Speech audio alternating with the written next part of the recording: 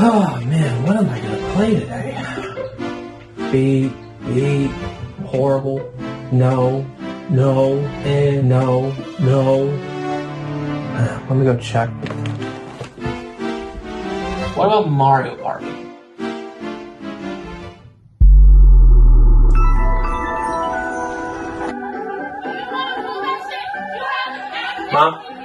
Mom, you're up.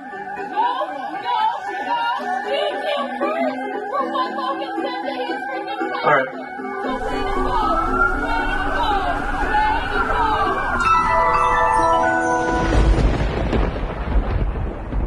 That totally didn't affect my childhood at all. Roll the intro. It's me, Mario. Here we go! Since I was a kid, Mario Party has been a game that has ruined me as a person, but also made me better at video games. What I mean by that is I absolutely suck at Mario Party. I've probably won a handful of games, and I've lost more than you can count. But that being said, Mario Party is a game that I will continue to play up until I probably die or lose my hands and I can't play video games anymore. Diabetes. Since I was a kid, we always played it on Friday or Saturday nights with pizza and wings and orange soda. The only time I could drink soda, otherwise I'd get a cavity apparently. Never understood the aspect of that. Have there been other games that I've enjoyed more than Mario Party? Absolutely. But it's the memories that we made on Mario Party, like getting into a fight with my brother on a Friday night and taking his favorite toy and destroying it, to ruining relationships in college with your best friends. I may have lost touch after the 5th or 6th one, but I got back into it when the Switch came out and they released Super Mario Party, which, in my opinion, I hate very much. And I'll tell you why. 10 coins for a star. That's it.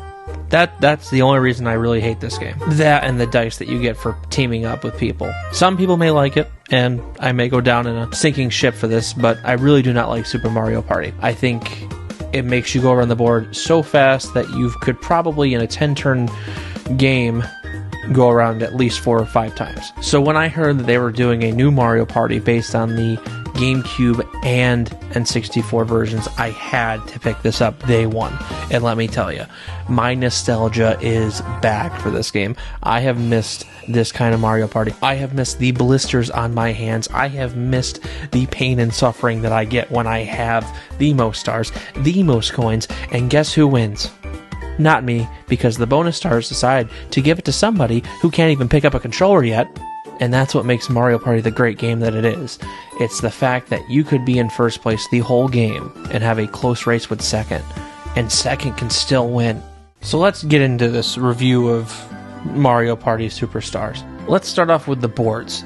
They brought back 4 iconic boards that, in my opinion, are great, and they have updated them accordingly to what the previous ones lacked in. My favorite being Spaceland, where you have to avoid the police and try not to get caught or ran off the map.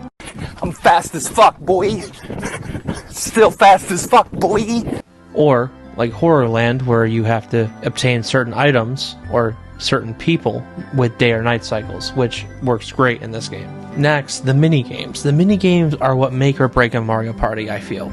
You could have any map you wanted. You could have a circle for a map, but if you don't have good mini-games, you're pretty much a bad Mario Party. Or if you all sit in a car and go around the same board and not move separately. What the fuck? All of your favorites are back, from Tug of War to Trace Race. I mean, even my personal favorite, Book Swarm, where you have to run to the hole of the page coming down at you, otherwise you die and get squished. But there's always a sense of challenge that you have, even against the computers, where you have to do well. Otherwise, you're obviously going to lose and be horrible at it. I mean, I still even put a blister on my hand playing the new one. Though it wasn't as bad as an N64 controller, it was still enjoyable for the pain that I suffered. Even though Bowser's Blast, I want to blast my own head off. Fuck! Fuck this shit! I came in this fucking room and everything went fucking bad. Fuck this shit, man. But that's the joy of these minigames. The joy is, even when you lose, there's still that fun aspect to it. I mean, what other game does that so well? There's also always that, I have to win this minigame to buy that star, otherwise I'm going to have to go buy it and go around again. Next, I guess we can talk about the negatives or so-called negatives, I guess if you want to call them that, or just nitpicks that I'm disappointed in. No costumes, I've mentioned that before, like in Mario Party 2. I kind of want to see Yoshi with a cowboy hat and a holster. Also, the player list. I mean, Mario Party always does this where they switch out players, and there's one that you usually play with that you can't. No genie item that I used to have and love in all the previous Mario games since 3. And the online setting up is kind of meh. But, like I said, nitpicks, not a big deal. Oh, I did almost forget. There's no story mode, just like in the first Mario Party, which would have been nice if they brought back. That was always a pleasant thing to play when you got done and you had nobody else to play with. All of that being said, Mario Party Superstars is a game that not only brings back the nostalgia for people like me who have played these games growing up since they were kids in the 90s to even now. Mario Party Superstars is a game that has not only brought back the nostalgia for me, but it makes me happy to know that it is back in full swing. From the days of sitting on the carpet, playing this from 3 feet away because the cord couldn't go any further, to now where I have a wireless controller and I have adult things to worry about. I not only recommend Mario Party Superstars, I demand if you have friends or you had people you played with growing up, call them up, stalk them, do whatever you have to, send them an AIM account message, invite them over and play this game on the couch, make it like the old days. I recommend this to anyone. So what did you think about Mario Party Superstars? I thought it was fantastic and a great return to form for the series, and I can't wait to see what's in store next for the series. Tune in next time as I probably discuss why GTA San Andreas is a horrible remaster and probably doesn't deserve to see the light of day. Oh shit, here we go again.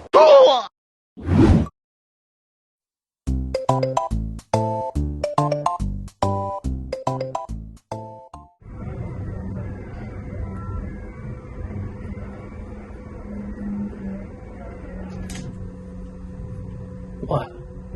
I can't play a little Grand Theft Auto before 13? What's the worst that could happen? I'm not going to be a criminal or anything.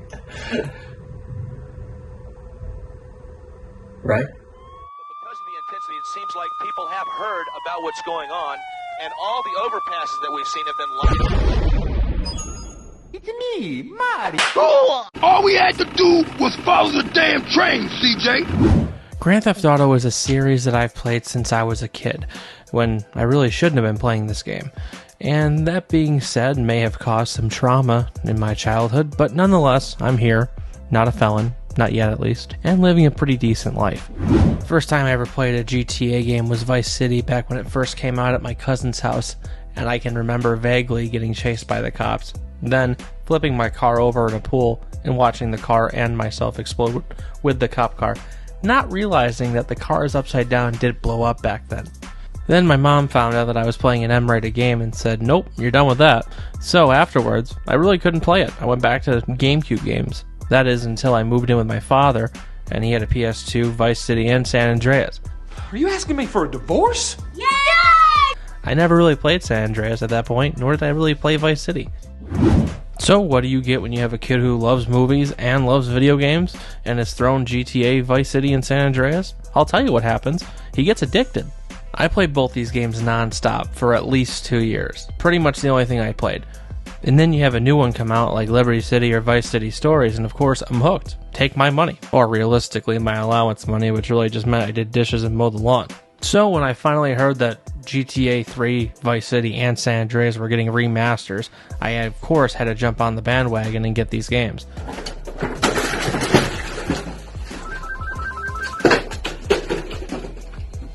This game was really my trial run to see if I actually buy the full trilogy or not. And did it even match up or surpass the original GTA San Andreas on PS2/Xbox or PC? The answer? No. Not at all. Not one bit. This game is what happens when you take a mobile port, make it a little bit shiny, and put it out on a next-gen or current-gen system. And guess what? It's horrible. They did nothing for this game. In fact, here's my review right now. I recommend you go pick up the original if you're trying to play these for the first time. Do not waste your money or time with these ones. With all that being said, let's get into it. Let's see what I actually thought about San Andreas, besides the obvious that I just stated. Let's start off with the negatives. For starters, the frame rate. The frame rate, I'm playing on an Xbox One X, and guess what? It still has choppy moments, consistently too. Mind you, a game made in 2004. There are better games right now ported by Xbox on Game Pass that do not look like this when it comes to frame rate. Next up, the songs. One of my favorite songs from the original soundtrack was Tupac's Don't Give a Fuck. And guess what? Rockstar did not give a fuck. I don't give a fuck about you.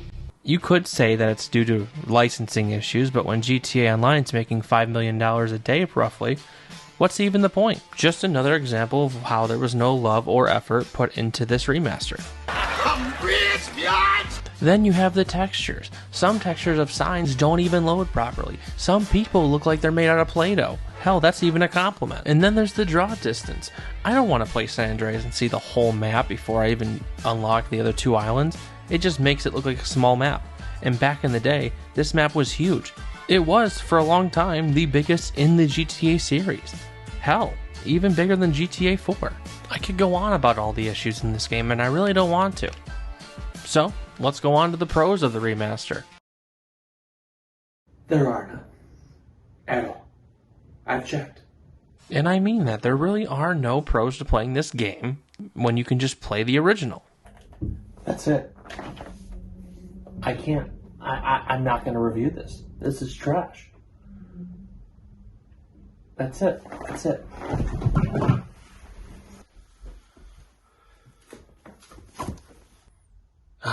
See, here we go. This is much better. I would play this any day of the week. Give me this. I'll even pay double than what the trilogy is going for right now. Now I can start saying the positives of this game and how much it means to me, and why it is probably in my top 5 greatest games of all time. For starters, the story. The story is fantastic. The story is like watching Goodfellas, Boys in the Hood, and Straight Outta Compton. It's all in one, a fantastic story, driven by characters and plot, which has subplots per part of the story that you're on and how you're progressing. Each island has its own theme. For example, in Los Santos, you have a made-up version of Compton where you come back after living in Liberty City and have to bury your mom because of gang violence. And then it tells a story of family and friends from your childhood that really want nothing to do with you at first. And then they actually missed you this whole time and you're actually doing more good for the neighborhood than bad. Next, let's talk about the RPG aspects that they finally implemented in this game. You can finally work out now. You can eat. You can have a diet. You can become fat. You can be built. You can be skinny. You can starve to death even. And then there's your skills. You can have better driving skills, gun skills, flying skills. Pretty much anything you can think of, Rockstar did. The map I already discussed and how big it was and how much of a huge leap it was in technology for a PlayStation 2 disc to have so much like the map on it. The 3-island mechanic was implemented very well here. Each island tells its own story, like I mentioned before, from Los Santos to San Fierro to even Las Venturas. Each respectively made up versions of LA, San Francisco, and Las Vegas. There's even unlockables per island that you're on. Next up, the customization. You can do so much from customizing your clothes, to your hair, to tattoos, to even your car, and making it your own unique style. Then you have the side missions. This has some of the best side missions that you'll see in a GTA game. From burglaries, lowriders, Zero's RC missions, to even the big heist in Las Venturas. I love playing these side missions over and over again, every time I play through the game. Last but not least, we need to talk about my favorite part of the GTA series, pretty much up until I started playing the story mode. You guessed it, cheat codes. I used to play this game with cheat codes more than I actually played probably the story. I used to print out the cheat codes in a big packet and then use them for probably a month, lose them or spill soda on them, then have to go reprint them. You had cheats that could get you to the first island without getting police on you, all the way to cars flying, cars driving on water, to using all of those cheats like having a tank that can fly and float on water, go on a 6-star rampage.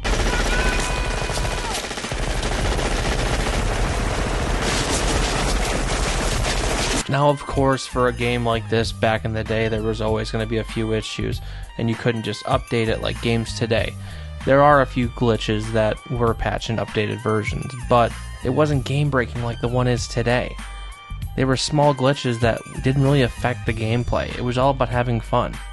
And that's what the new one's missing. The new one is missing the fun of GTA. The main reason we played these games as kids. Fun.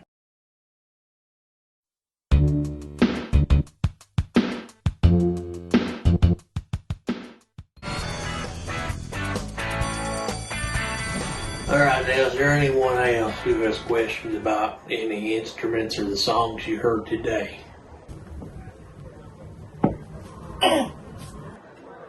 Pick me. Anyone besides him? Yes, you right there. Question, Mr. Instrument Guy. Was the banjo named after Banjo-Kazooie on the N64? I'm sorry. Is the banjo named after Banjo? Was the banjo named after Banjo-Kazooie, the bear? A bear named Banjo. Sorry, could you repeat that?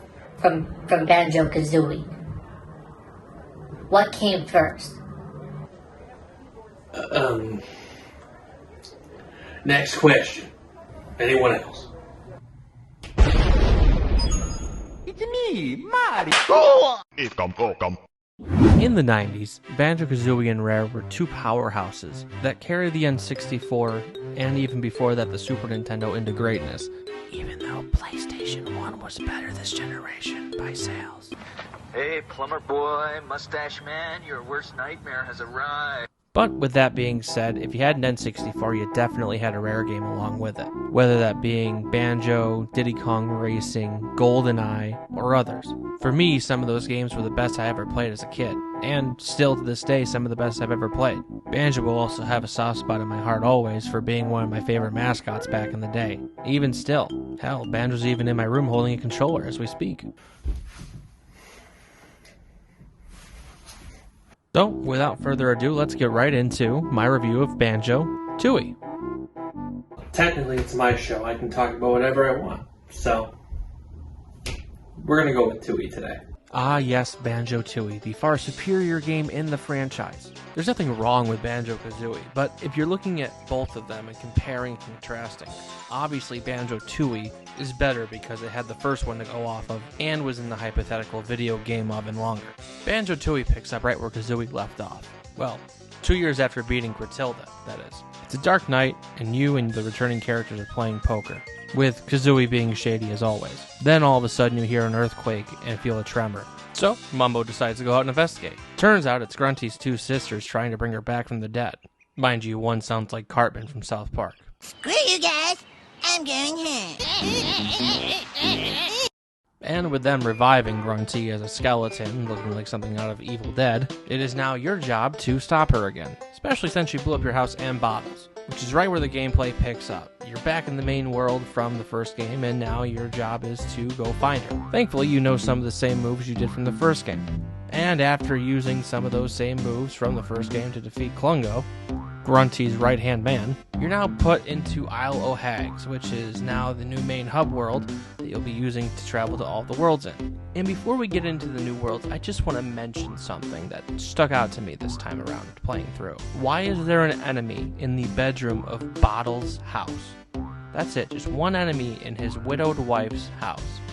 Something tells me their marriage is pretty rocky.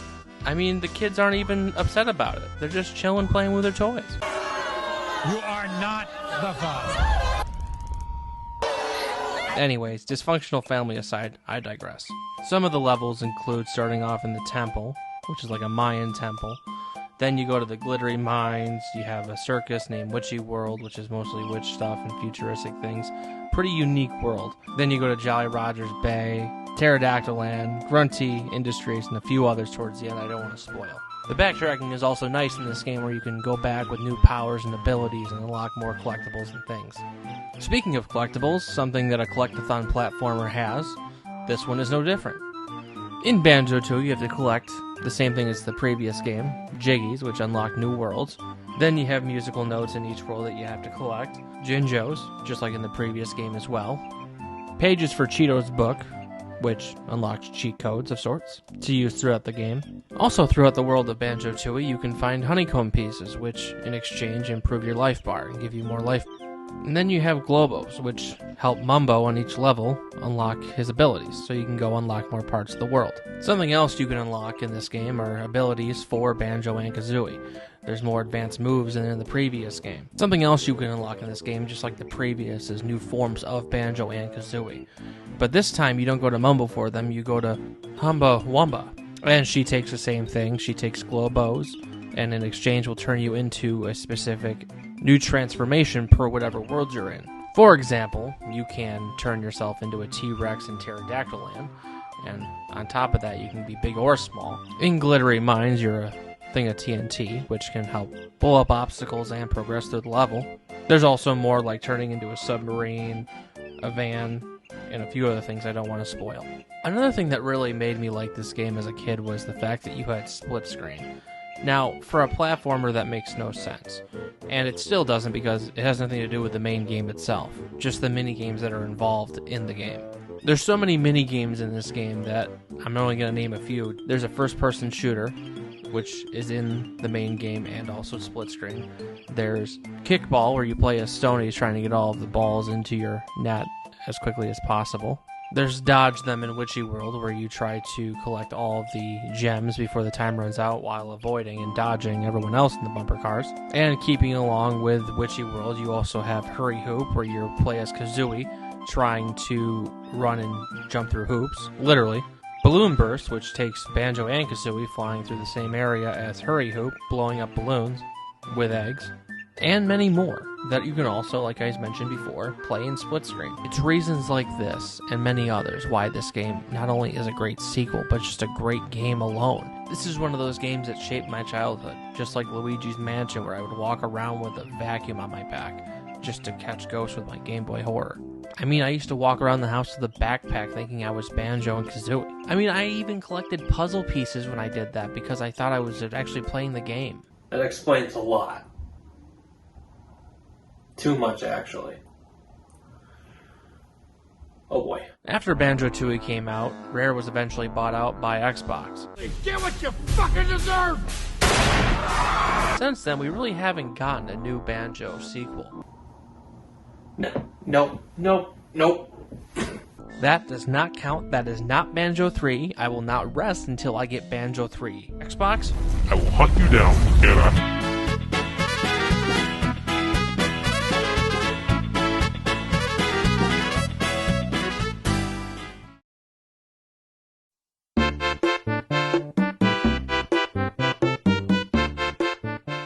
Last time on Nostalgia Run!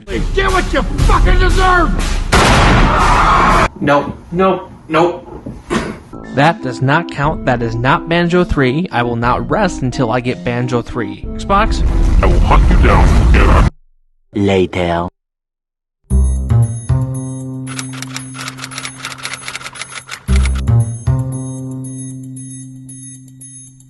You expect me to talk? No, Mr. Bond, I expect you to play GoldenEye. GoldenEye? You mean the remake? You can just kill me. No, nonsense, I would not remake. I wouldn't wish that on my enemies. The original for the N64. Oh, in that case, okay. I'm good. Quite impressive.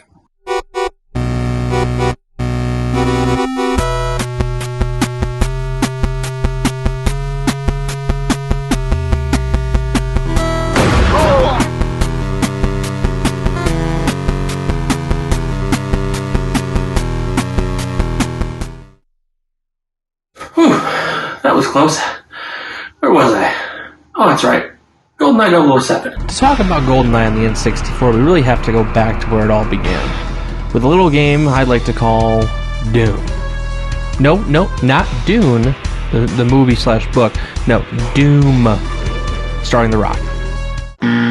Of course! Doom really needs no introduction. I'm sure you know what Doom is, but for those of you who don't, it was a game that paved the way for modern first-person shooters, and GoldenEye. GoldenEye was my very first 007 movie I ever was allowed to see back in the 90s. But much like it was a first for me, it was also a first for others, like Pierce Brosnan, his first role as 007, and Judi Dench, her first role as M. It was set to be a reboot for the series that had a hiatus for a few years before the release. The movie GoldenEye went on to be a huge success at the box office and spawn this incredible game that we're talking about right now. So that brings us to Rare. Rare had the task of making the GoldenEye game as a 2D platformer for the Super Nintendo. Now, as horrible as that sounds, thankfully it didn't happen. Otherwise, Call of Duty would look very different. And I wouldn't have been getting called in my late teens. Your mom's voice! Sounds like you like throated a cow. Yeah, I deep throated your mom. Thankfully, one of Rare's programmers heard that the game was being made and wanted to do it. So, they gave him the lead on the project. It soon changed from a Super Nintendo game to a N64 game being 3D. But their plans were to have it be an on-rail shooter, similar to games like House of Dead and Virtua Cop.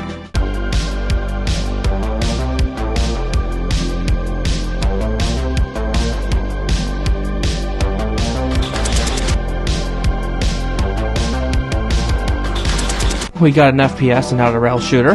Nothing wrong with them, just I prefer FPSs. And this is what we got. You get nothing! You lose! Good day, sir! This game took first-person shooters to the next level. It's just like watching the movie, except now you're playing it. Each level brings you to a different location from the movie, and they did a really good job recreating these levels. Each level tells the story, progresses it, and on top of that gives you a few more details that the movie didn't have. If you never watched GoldenEye and played the game, and then I asked you what happened in the movie GoldenEye, you could tell me what happened in the game, and you'd be pretty much spot on. I am invincible! What good would these levels be without having the one thing that you need to really have a playable game? Objectives. Now, when this game was being made, they put the objectives in after they designed the levels, which is something you typically don't do. But in this case, it really did pan out for the better of the game. This wasn't just some kind of Doom ripoff where you had to just go around killing everybody and find the exit. No, this was a game that had you do objectives to get to the exit. And even if you got to the exit, you'd still fail the mission after not doing anything. And don't worry too, because M let you have it if you didn't do any objectives or you failed them, like killing a scientist in an accident. Pretty much gave you a folder of why you were a fuck up. If you think for one moment I don't have the balls to send a man out to die, your instincts are dead wrong. Some of these objectives had you going through each level doing things with gadgets, just like any old 007 movie, like taking pictures of items not to kill the scientists or any other civilians, collecting data from computers, unlocking doors, etc. But I feel like I'm forgetting one thing in particular. Could it be? I don't know. Something to do with a female that would follow you around and go in front of your gun while trying to escort her to safety. Oh, that's what it is. Natalia. Did you say Natalia? As in Natalia from GoldenEye 007?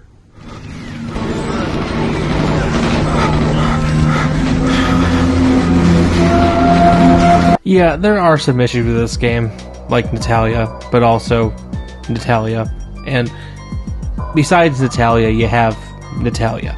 I am kidding, of course. But some issues in the game were frame rate, and on top of that, you had people running in front of guns. Not only Natalia, I'll give her some slack where it's due. You did also have civilians and scientists running in front of guns sometimes, which would ruin the mission that you spent 10 minutes on. And then you'd have to boot it up just to do it all over again. But hey, aren't those the joys of gaming? My name is Reggie. I'm about kicking ass, I'm about taking names, and we're about making games.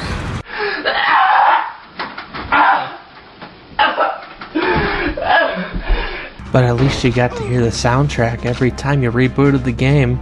Man, does that soundtrack just go so hard. I mean, here, just listen to it.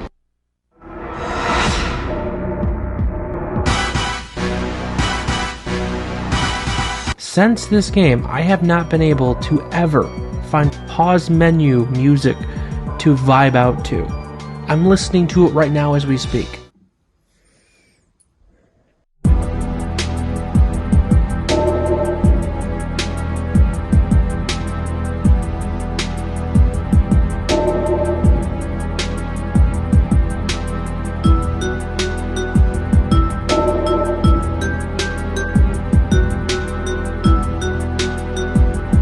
But come on, let's talk about what really made this game what it was.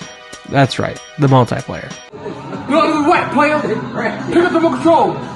Yeah! Woo! Come on, you didn't actually think that I was going to talk about GoldenEye without talking about the multiplayer, did you? This set the golden standard for split-screen, first-person shooters for back in the day, and still has to this day. From people trying to block people from screen peeking with cardboard, you got your people that wanted to use the odd job, which we know who you are. Don't lie about it. We know. The map layouts were great and balanced. You had different modes like slaps where you just went around slapping people, which took forever. Then you could use grenades, you could use rocket launchers, you name it. We're talking about a game mode that wasn't even supposed to be part of the package.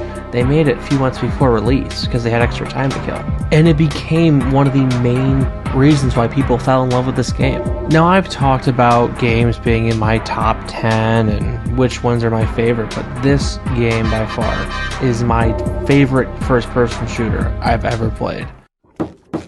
Hello? I love you. Now, with today's remasters and remakes, you would think, oh, I can just go play GoldenEye on Xbox Arcade or Nintendo Switch Online. And currently, you'd be wrong. But there is talks of it coming to said online stores. If that does actually happen, since this year is the 60th anniversary of 007, so it would make a lot of sense, I say bring it on. I say my couch is open to anyone who wants to take me on in slaps. Come on, who wants it?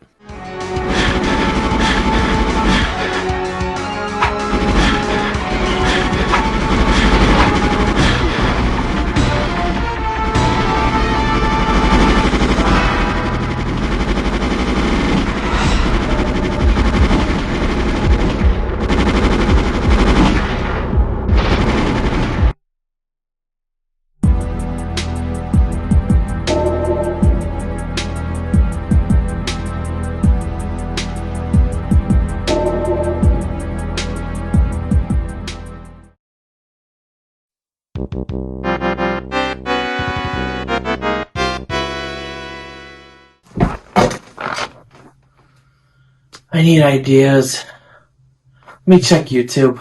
Songs. Why top 11? Because I like Burger King foot lettuce. the top 10 best boss battles of all time. That's Wait a second. Surface value because there was so much good stuff I had to leave Top out. 7. Disgusting.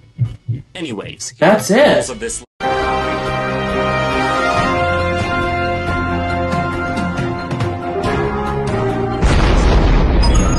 It's me, Mario. Snake, are you okay? Snake? Top 7. Genius idea. I wish I came up with it sooner. Here's how it's gonna work. Only one game per franchise.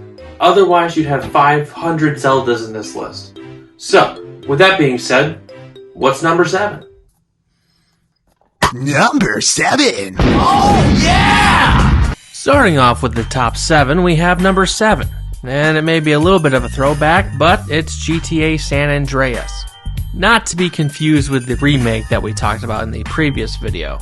Released in October of 2004 by Rockstar Games, it changed the way we looked at sandboxes and games as a whole. The sequel to 2002's critically acclaimed Vice City takes place in 1991 in San Andreas, the made-up fictional state, in the GTA universe. You play as the fictional character Carl Johnson, or CJ for short. For 2004, this game had pretty much anything you could think of for customization, from customizing your clothes all the way down to Carl's physique. It also featured amazing performances by voice actors and actors that we know today very well. It also featured one of the greatest soundtracks to grace a game. I mean, after all, you were pretty much listening to the radio stations 80% of the time. This is probably the game on this list that has had the most time put into it by me. For quite a while, this was the only game I played as a kid.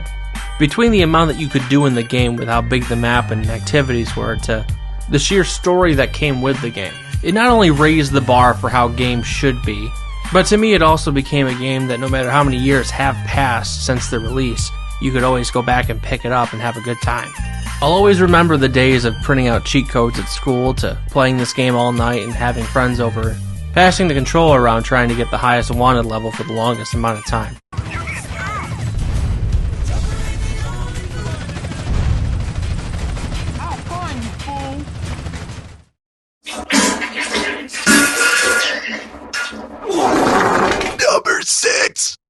Alright, like I said, the first few are going to be a bunch of rehashes to the last few videos I've done. Number 6 is GoldenEye for the N64. This may be a bit biased, just like number 1's going to be because, well, first of all, it's my top 7, but also, these are some of the first games I grew up with. Oh, to go back to the days of sitting on the couch with controller cords stretching across the living room, playing multiplayer with some of your neighborhood friends, trying not to screen peek even though the screen was right there in front of you. But besides the multiplayer, you had a game that had an amazing single-player campaign. It took you pretty much through the movie as 007, putting you in scenes from the iconic film, with the same name. Rare Studios knocked it out of the park with this one, just like a lot of other games that they've had their hands on. Another thing Rare did very well with this game was the soundtrack, as mentioned in my previous video.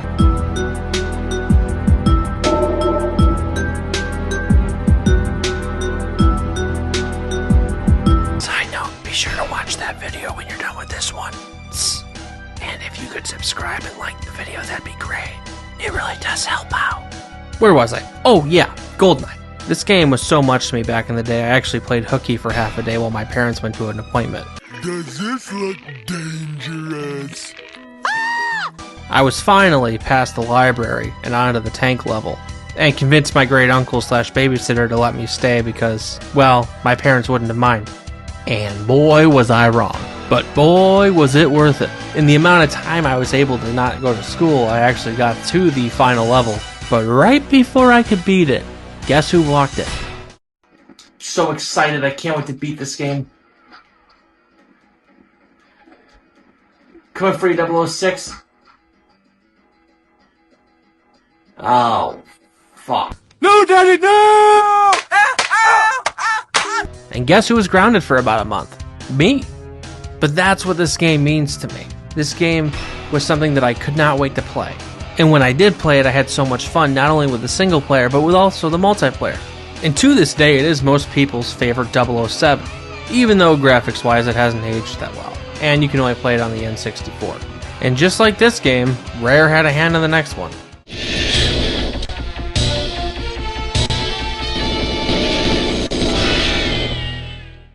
Let's see what kind of grails I can buy today. Ooh, I wonder what Sculptor's Cut. This one right here. Mom, the credit card. Several days later. Oh boy. Clay Fighter Sculptor's Cut. I've been waiting so long for this one. Number 5. Banjo-Tooie. That's right, another recap. I had to put a platformer on this list that wasn't Mario, and this is by far my favorite platformer. Just like the other games, besides GTA, Banjo-Tooie was a game I would watch my mom play, and then after she beat it, I was able to play it. But man, did I love watching her play this game from start to finish. It just had so many different things going for it, like the worlds. They were completely different and polar opposites of each other. Not only does each world have its own theme, it also has its own items and power-ups. Much like the first game where you had different power-ups to make yourself a different creature, this added more power-ups as well as using Mumbo. They even split up Banjo and Kazooie to do different moves, and progress through the game. It was a simple game I used to play on rainy days as a kid, to even being an adult and still playing the game and having so much fun with it even after all these years. To me, Banjo-Tooie is one of those games you can look back on and think it's perfect, and in all actuality it is. There's nothing I would change with Banjo-Tooie to make it any better. Unfortunately, it's a shame that we haven't gotten an actual sequel to Banjo-Tooie after all these years, but I still have my hope for it. But until that day comes, you'll know exactly where to find me when I want to play Banjo-Kazooie or Tooie.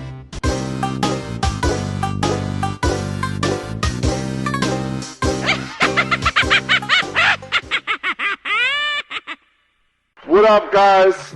Thank you for having me, EA. If you guys don't know who I am, my name is Jesse Wellens, and I am a YouTube creator. So, I am here...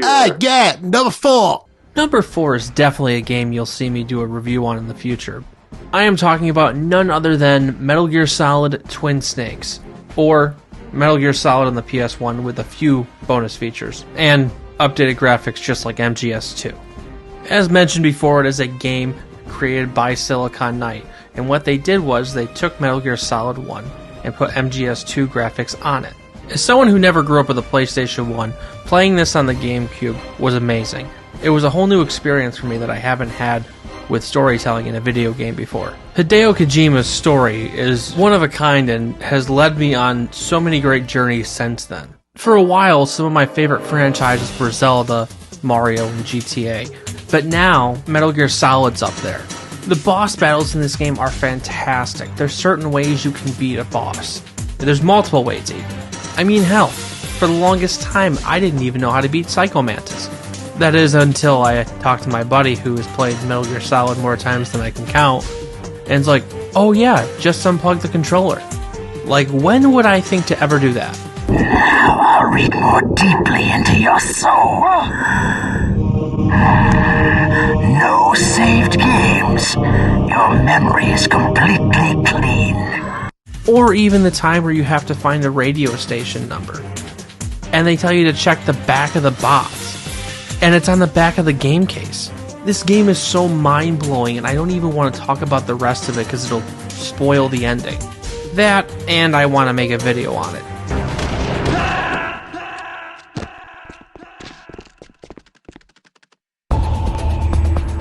What's wrong? Snake! Snake! I know, I heard there's gonna be 3 of them in this movie. Isn't that insane? I can't wait.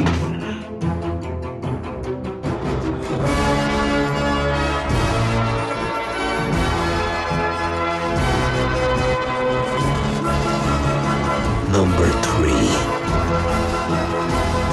Super Metroid. I think we all know why this is one of my favorite games, but for those who don't, I'll explain.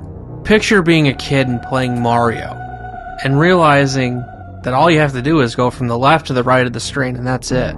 So when I put in Super Metroid and wanted to give it a shot because the label looked cool, I was blown away. You start out fighting Ridley, and then you're trying to escape a lab, and you have a countdown that you're racing against. You're then brought to the planet Zebes where you have to hunt down the last Metroid, and to do so you have to backtrack a lot. Now as a kid I really never beat this game, nor did I even come close. But once I became an adult and picked it back up, I couldn't stop. It was like a mission to my younger self that I had to beat this. Another thing that makes this different from Mario is the unlockables. This is what made the backtracking worthwhile, unlocking new suits, new weapons, power-ups, abilities, you name it. And then when you had said power-ups, you got to use them in other places that you've already been but you couldn't get past. Like on new doors or hidden places. And on top of that you had boss battles that were pretty much on par with Zelda. And after beating this, I went back and played all the other ones, with anticipation for Dread coming out.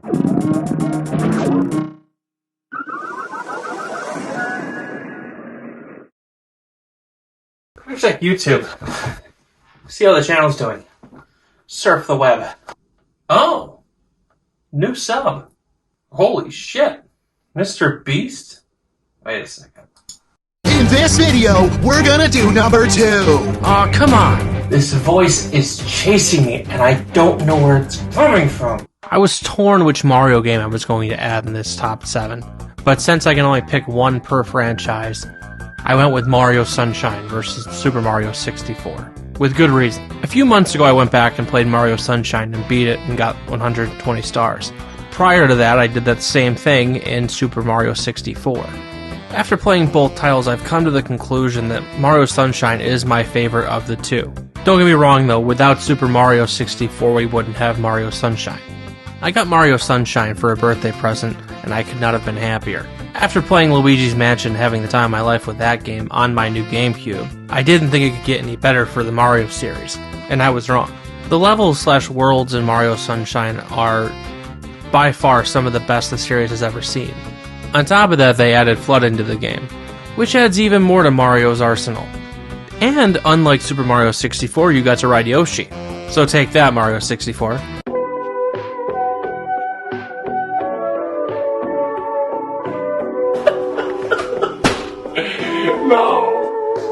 I had so much fun with this game as a kid, and I remember it being amazing from start to finish, even though it was a bit challenging.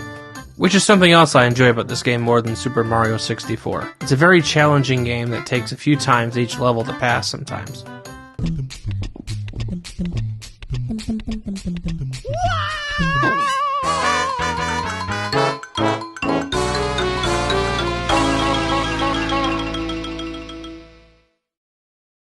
I finally finally get some shut-eye. Forget about that voice inside my head. Good night. Number 1. Shut the fuck up.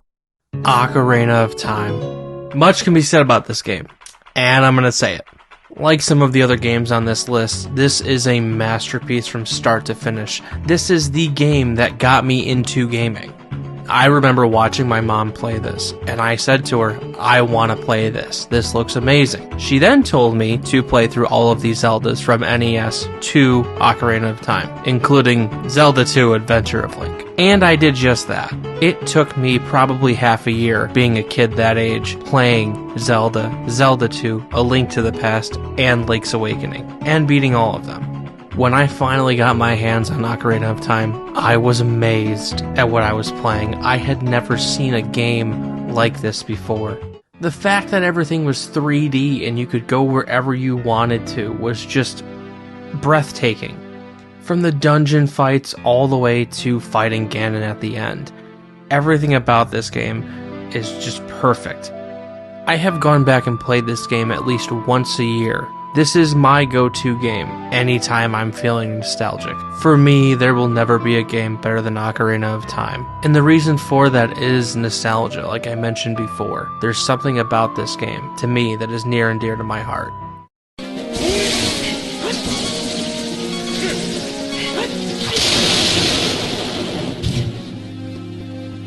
Game over.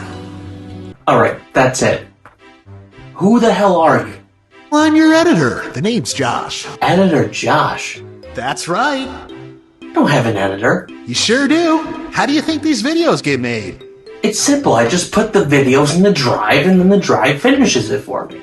No, silly. Let me explain. You see, a couple months ago, you fell for one of my trick links on the internet. You inadvertently gave me access to all your passwords, so I checked out your Google Drive. I got bored of sifting through all of the hentai and started to feel bad, honestly. That's when I came across these clips and I decided to have some fun. So what do you want from me? To be your full-time editor. Okay, fine. Deal. You got it. Now you're my editor, officially. Well, you better ask your mom to put me on her payroll, because we know you ain't making shit. Payroll? Oh boy.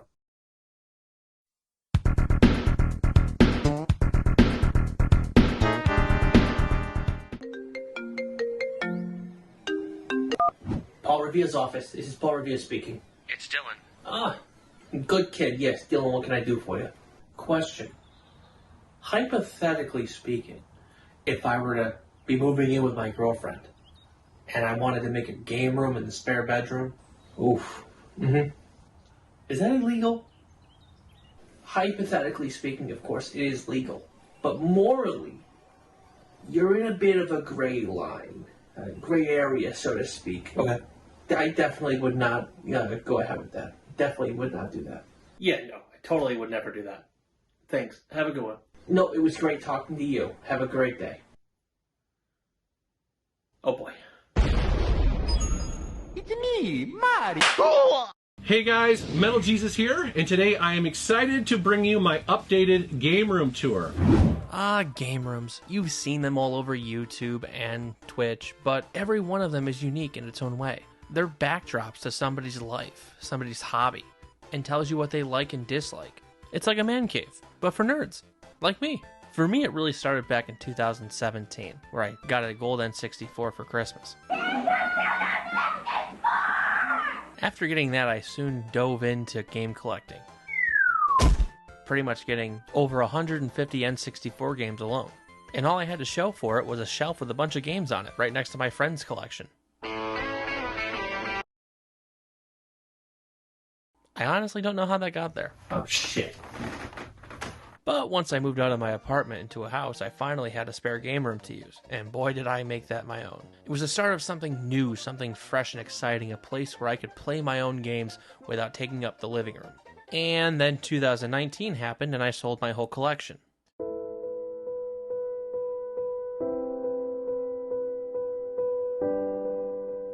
Shocking, I know. Something so unfortunate that I would jump right back into not even a year later. Game Room 2.0 was a hell of a lot smaller than the first one. but I had a lot more storage. But thankfully that didn't last long either, because then we moved again into a nice big apartment where I have arguably the biggest game room I've had since collecting, which has made me want to start making YouTube videos.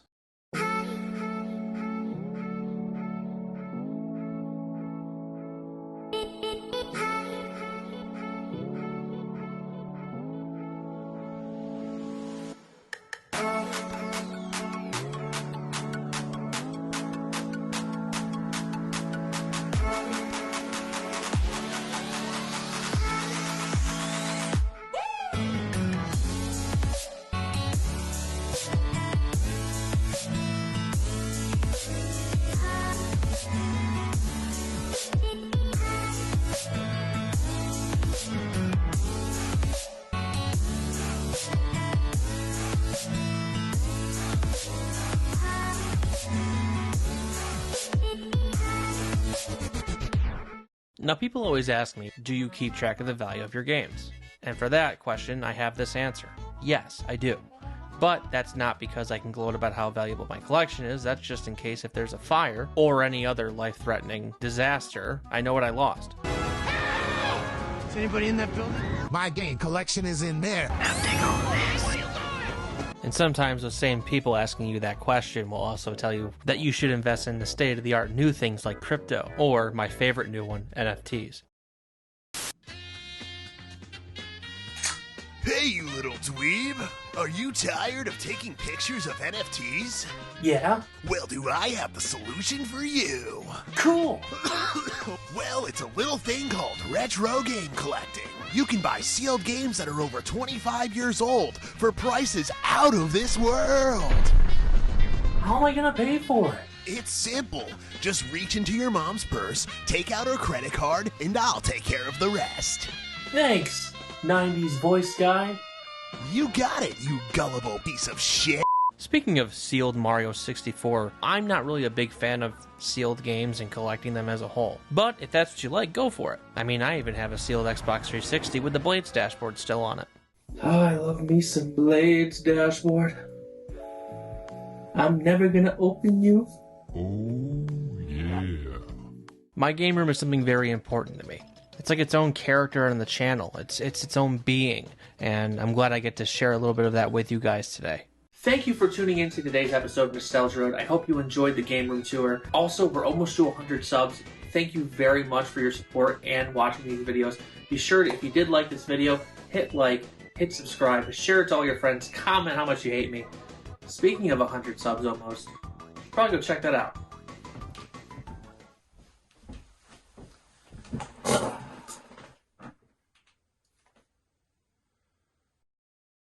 Come on, we're so close. I can feel it. I can taste it. You know what? I'm going to sit right here until that hits 100. I'm not going anywhere. I'm not going anywhere. Not till it hits 100.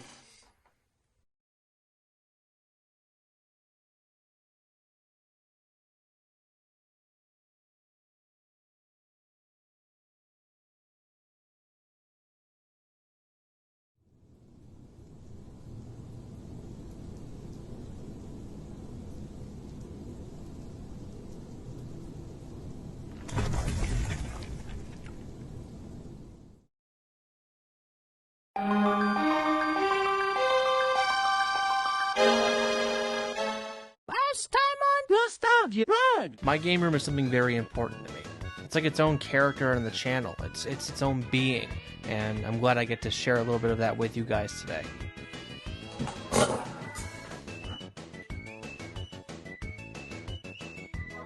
You know what? I'm going to sit right here until that hits 100. I'm not going anywhere. I'm not going anywhere. Not till it hits 100.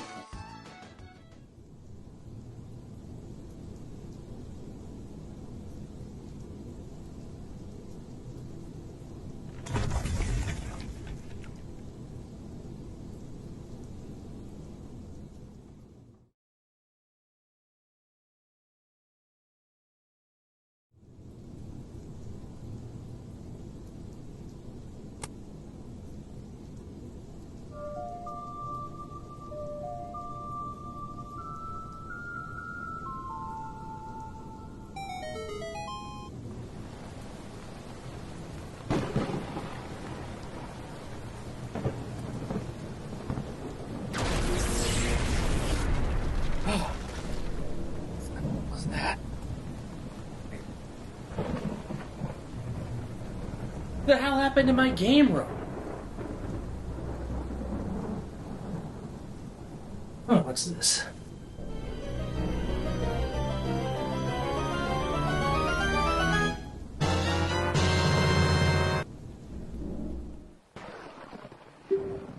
Ah! Fuck, that hurt.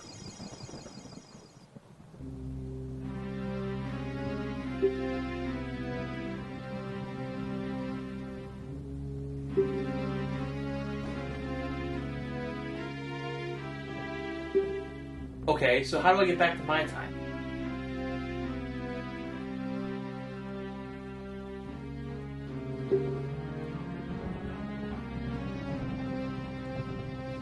Okay, fine, I'll beat it.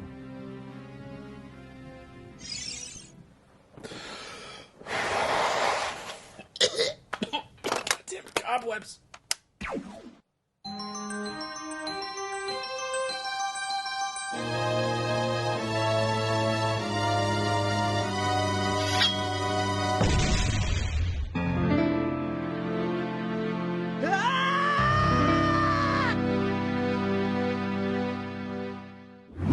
The Legend of Zelda: Ocarina of Time. For a while now, I didn't want to do this video because I didn't know if I could bring the game justice. There's a whole generation that hasn't even played Ocarina of Time due to the fact that it's nearly 25 years old. Which is fine, but if you are a fan of Zelda, this is the game that made Zelda what it is today. It set the bar for future Zelda games. I really don't know if I'd be playing video games or even have a channel like this today. So without further ado, let's hop into Zelda: Ocarina of Time for the N64, starting with the story. The story starts off with you being woken up by a fairy, being told that a danger is coming and you are the chosen hero to stop it. And then you are sent to the Deku Tree to be told about this said story. He tells you about the 3 Triforce pieces, which is pretty much what centers around every Zelda game for the most part. So off you go. After defeating the first boss inside the Deku Tree, you are rewarded with the first spiritual stone. Then you're off to get your second one, but before you go, somebody has something to give you. It's Saria from Kokiri Village, who has the Ocarina of Time. Just kidding, it's a regular ocarina. Wait a second. I thought this was Ocarina of Time. After waking up Mario, yes, Mario, don't judge me, we then meet Zelda for the first time, and we see Ganon through a window. It's actually quite romantic. We are now on our way to collect the 2 spiritual stones. After collecting those from their respective dungeons, we are then sent to the Temple of Time, where you then pull out the coolest weapon in any video game. Final Fantasy can kiss my ass. Excuse me, I'd like to ask you a few questions. It is the Master Sword, and this is where my 8-year-old mind was blown. We're then teleported 7 years into the future, and you are now Adult Link, something that I didn't even comprehend at the time. It was a game mechanic that enhanced the game so much, allowing to have different side quests to go back and forth through time, even implementing them into the dungeons. Also, as a kid, I thought that was the end of the game. I thought, alright, it was time to go fight the boss, fight Ganondorf, and guess what? You had 5 more dungeons to go through, with a few mini dungeons thrown in too. Speaking of dungeons, let's take a minute to go over all the dungeons that are in the game. The first 3 with the spiritual stones, you had the Deku Tree, the Dongo's Cavern, and inside Jabu Jabu's belly, which was pretty disgusting if you think about it. These first 3 dungeons were more of a test to see if you could actually play the game. They were small puzzles introducing you to the mechanics and what you were up for. Each level had a mini-boss, which after fighting him and defeating them, you would have a set item usually at the end, helping you through the rest of the dungeon. But then when you get to Adult Link, there's mini dungeons and side quests thrown in that you kind of have to do to progress through the game. For example, to get to the Water Temple, you need to have iron boots. How do you get said iron boots? You go get the iron boots from the Ice Cavern, which was supposed to be originally a full dungeon, but due to time constraints, it was cut down. I'm not gonna fall.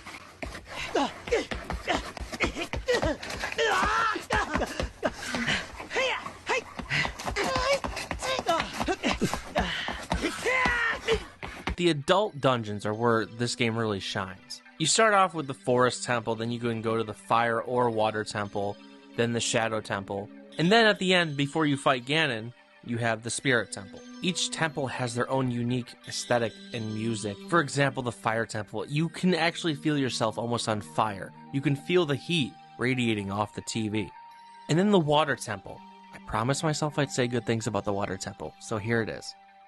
The Water Temple is not that bad, it's just a very complex puzzle that young Dylan did not have the fucking patience for. Water. Oh, God. No. No. No. Oh, what was I talking about? Oh, that's right, the Forest Temple. The Forest Temple has an eerie feel to it. When you walk in, you first discover that there are 4 ghosts you have to go find. The Shadow Temple was also similar with that feeling. This dungeon required you to have the Lens of Truth, which to get you had to go down the bottom of a well and fight your way through a bunch of hugging zombies, which is always fun. And this dungeon always gave me trust issues because you need the Lens of Truth. But the problem is you don't know when you need it, so you have to use it all the time, otherwise you'll fall through the floor. Then last but not least, before Ganon, you had the Spirit Temple.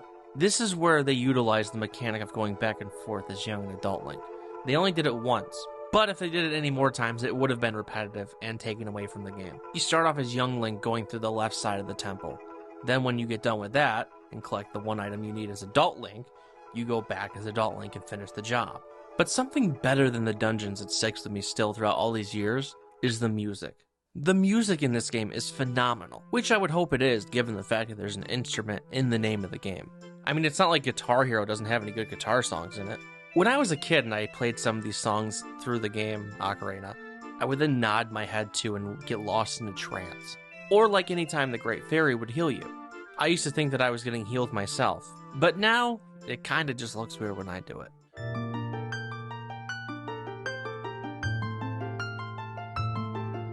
But these songs are timeless. These songs have been in other Zelda games since, and carry on with the franchise as a whole. Last but not least, let's get back into the final fight with Ganon. It's the culmination of everything you fought in the temples and dungeons and had to endure throughout the whole game. As a kid, I never hated somebody so bad in a game or real life as much as I hated Ganon. After collecting all the medallions, you are then sent to Ganon's castle. And in the main room of Ganon's castle, there are different rooms on the outside of this main room, where you have to go into each mini dungeon and defeat the beam that is helping make the shield that blocks the entrance to the tower. Pretty much each room is utilizing all the tools and items you've collected and defeating each room one by one. Once taking down the shield, you can then make your way up top to Ganon's tower. As a kid, I remember climbing these steps, getting higher and higher in the tower, with the music just growing and my anticipation inside growing as well, building up, knowing that this was going to be the final fight, and I was that close to beating the game. Once I reached the boss door with the music blaring out of my CRTV, my heart was beating faster and faster. Take the final set of stairs that lead to his organ playing as loud as it can. And then we play a game of tennis, using the Master Sword to fling the electric ball Ganon throws at me, back and forth, until he falls, and I strike him with the Master Sword, and I do this again and again and again until he is struck down for good. Fuck that! Wait, what? I have to erase it. Fine. That's right, we're not done yet. Next, you have to race it on the castle, which threw me off as a kid. I thought I was done. And then after that, you think you're done again when you reach the outside of the castle. Wrong again. It is right here where you're shown the true form of Ganon. A beast that towers you by like 5 stories. And during this boss fight, there is no Master Sword. You have to use the light arrows to defeat him. And then, you can have a sigh of relief as the credits roll. Ocarina of Time will always be that feel-good game that I play and go back to at least once a year. There's just something so calming about playing the game. And it's a comfort game, so to speak. It raised the bar for not only Zelda games, but games as a whole today. Some games wouldn't be what they are if it weren't for Zelda Ocarina of Time. There's a reason it is my favorite game. Even today, it still holds up as a phenomenal classic. And if it weren't for this game, I really wouldn't know what I'd be doing right now. I probably wouldn't even have a YouTube channel. So for that one thing alone, thank you, Nintendo, and thank you for making a game that I love and cherish to this day, just like many others.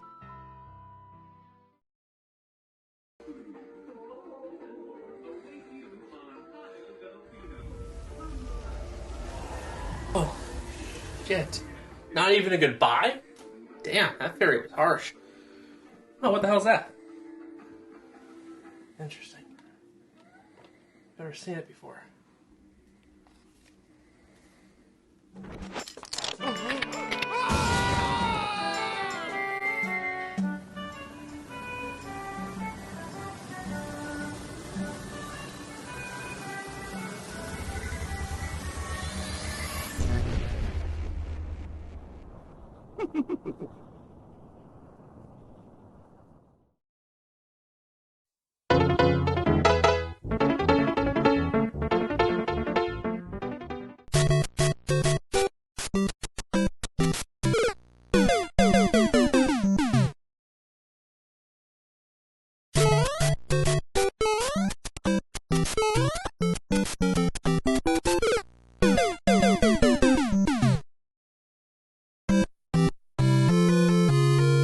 I can't even get past the first level on this. Let me see if Nintendo Power has anything on this. It's a pretty hard game.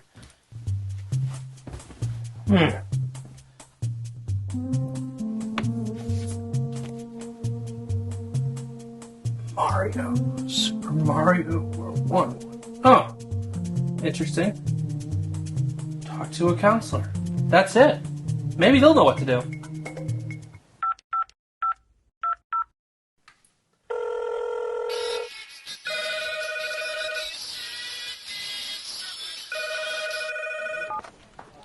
Thank you for calling Nintendo Power Line. This is Chad speaking. How can I help you game? Hi, yes, I'm actually looking to speak with somebody about helping me out on Super Mario Bros. 1. I'm stuck on the first world.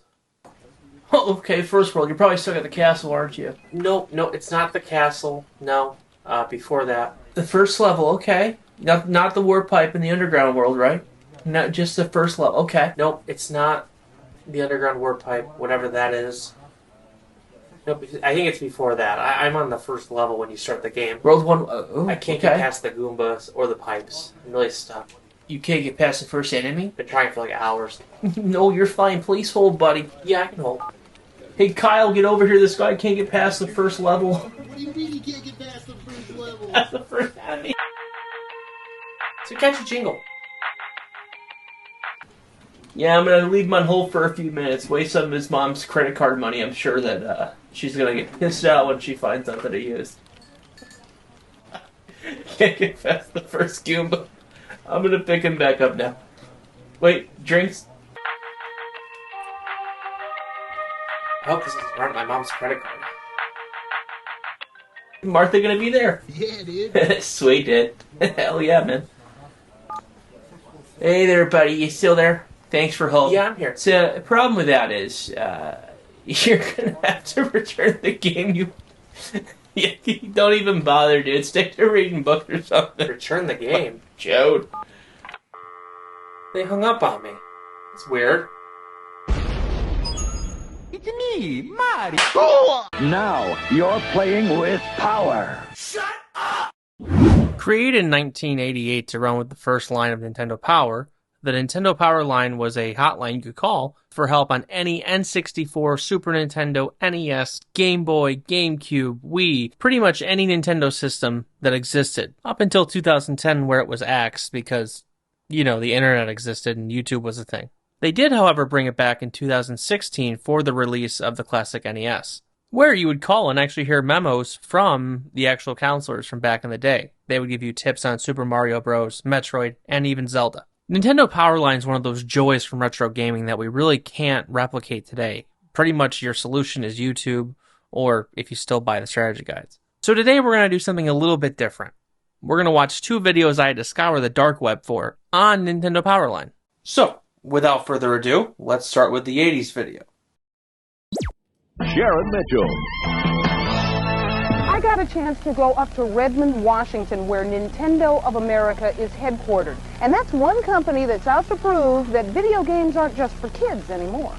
Nintendo Gameplay, this is Jenny. How may I help you? Nintendo, are you using child labor? You've only been through the first cement pit. Well, the Final Fortress is kind of a magical maze. Well, the Final Fortress is kind of like a magical maze. right under the wet paint sign. Is that Dave Grohl from Nickelback? That has to be. That looks just like it. You'll get to a place where there's this big skull head guy. It looks kind of like something from Star Wars. Skullhead in Star Wars? I'm trying to think. Is that George Lucas? No. No, not Luke Skywalker. Darth Vader? No. Oh, I know what he's talking about. He's talking about Luke's hat and uncle. If you're one of America's 65 million Mario-loving maniacs, you know the lingo.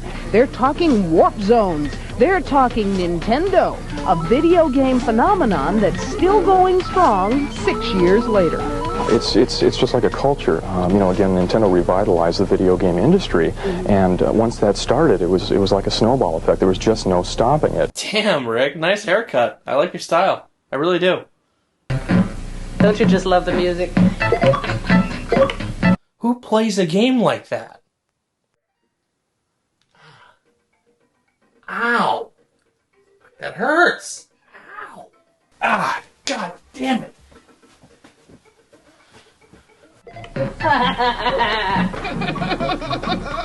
No! No! Fun. Some of the games are just really mentally challenging. The name of the games is The Games. As if 400 Did anyone notice that subliminal messaging? Really mentally challenging. The name of the games is The Games. Must buy Nintendo. 200 game counselors based in Redmond, Washington, field questions from players all over the United States, Europe, and Canada. And we're taking 140,000 calls a week, which is 20,000 a day, if that means anything. It's incredible. Players calling for a variety of reasons. Number one, and probably the most popular, is how do I get through this game? How do I defeat Ganon in The Legend of Zelda? How do I drive my car? How do I make pit stops? It could be just about anything. I mean, how do I drive? How do I even make love to my wife?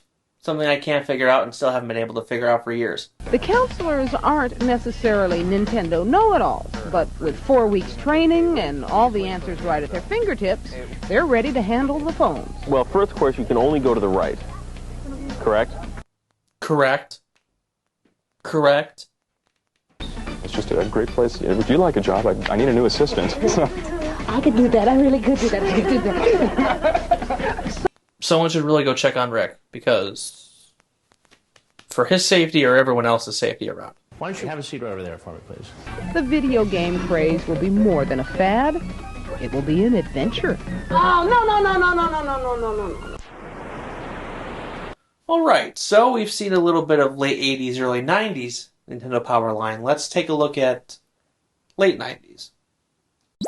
If you've ever been stumped by Nintendo, which I'm sure you have, listen up. You'll be happy to hear this. The computer game company has a team of experts ready to answer all your questions about Super Mario and all the rest. Yeah, these people play video games constantly, so we thought it sounded like the perfect gig for our David Rose. What the fuck do they have against David Rose?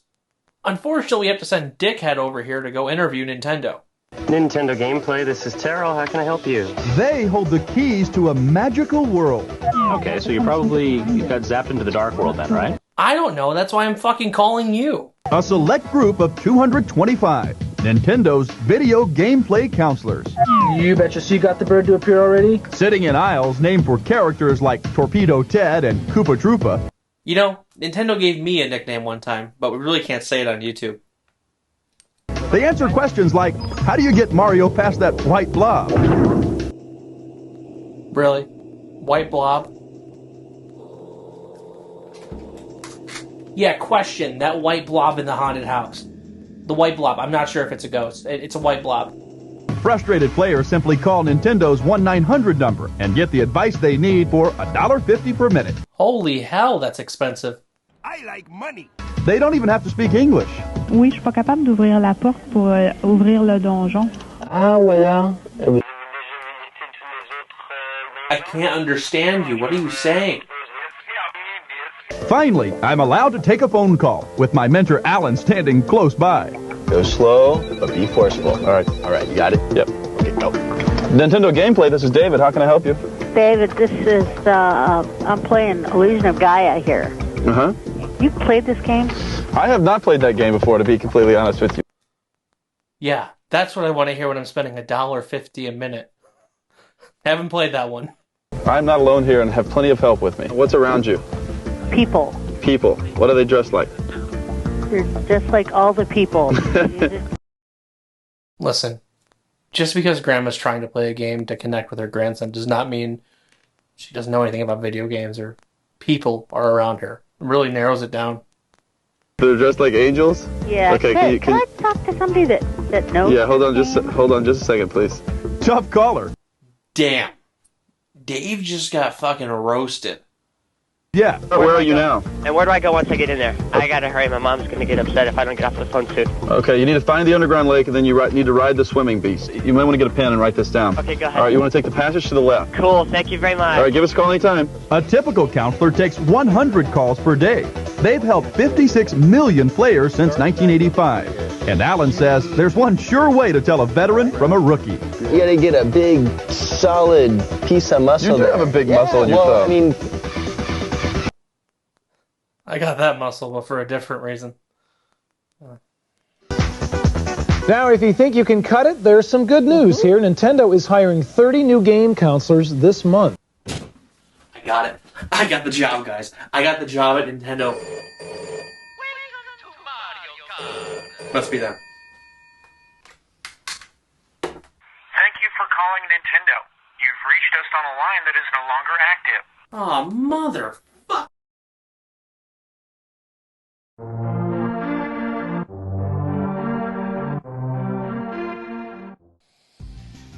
Oh, God, no. No. Please get it away from me. Oh, my God. Oh, Zelda?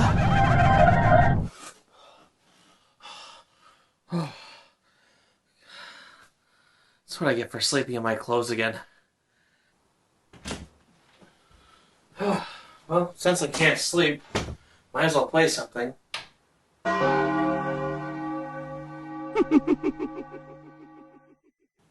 Don't tell me I have to play what I think I have to play.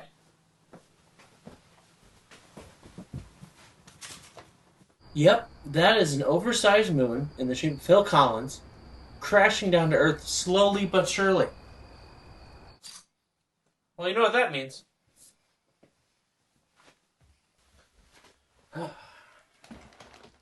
Yep, you guessed it, Majora's Mask. But on the bright side, it beats any Philips CDI game I have to play. And hopefully that's never. On the not-so-bright side, I have the honor of saving the world from the moon crashing.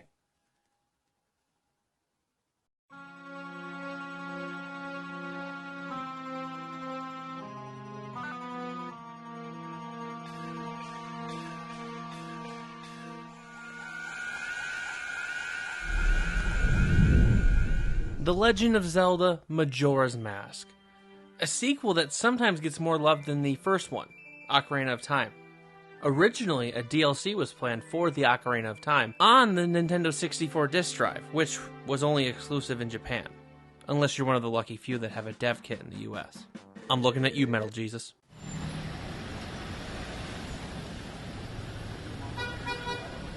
Because the N64 disk drive failed in Japan, they never brought it over to the States. Therefore, Ocarina of Time never got the DLC that was planned. It was actually Takaya Imamura that had the idea to make a spin-off sequel based on Ocarina of Time. At first, Nintendo was hesitant until, eventually, Miyamoto said yes. But there was a catch to that yes. They had 1 year to make this game, which is why a lot of the time you see the same characters from Ocarina of Time, reusing as much assets as they can to save on time. Which, because of that, has led to ideas and theories of this all being a dream in young Link's head. Or my personal favorite theory that he's actually dead and this is just him in between life and death. It's all connected somehow, I can feel it. But that's just a theory. A game It took Ocarina of Time's formula for time travel, going back from young to adult Link, and made it a whole 3-day cycle. The story of Majora's Mask takes place right after Ocarina of Time. Zelda brings you back to being young Link because you missed 7 years of your life due to saving Hyrule. She leaves you with the Ocarina of Time and sends you on your way, wherever that leads you, until eventually you run into a Skull Kid, But this Skull Kid's a little bit different than the ones that you're used to seeing in Ocarina of Time. This one has a mask on. A colorful, bright mask with horns and big eyes. Not only that, but he has 2 fairies. So talk about rubbing salt into the wound. You were then knocked off your horse and he goes through all your belongings, pretty much taking everything you had, even your ocarina.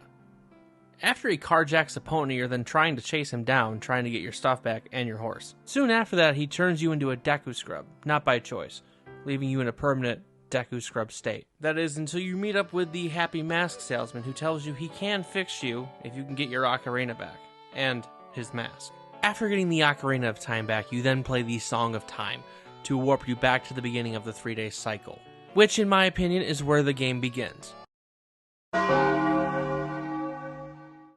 You have 3 days to stop the moon from falling and defeat Majora. So off you go to the first temple. And the temples are what make this game amazing on top of the story behind it. You have Woodfall, then Snowhead, then Great Bay, and finally, before the final boss, you have Stone Tower. And with the exception of Woodfall Temple, the other 3 have a unique mechanic to the temple design.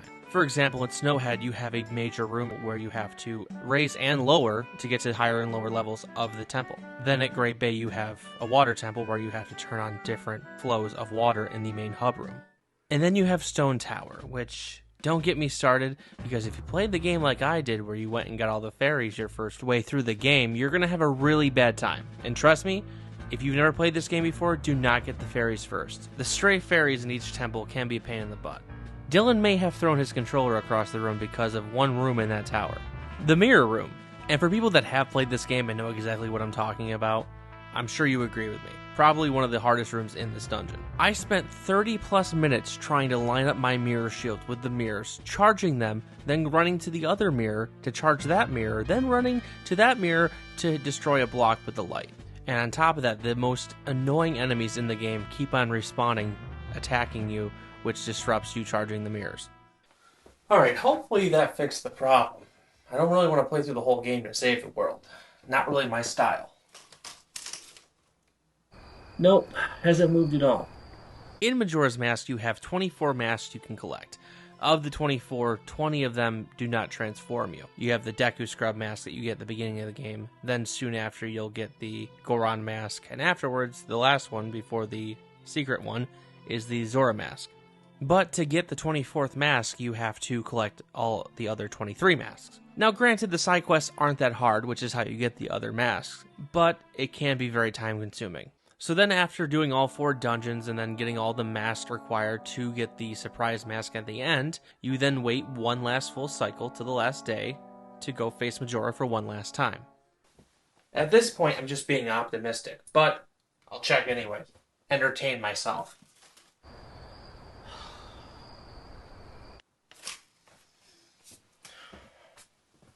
After taking out Majora for what you think is the last time, you are then teleported to the Windows XP theme.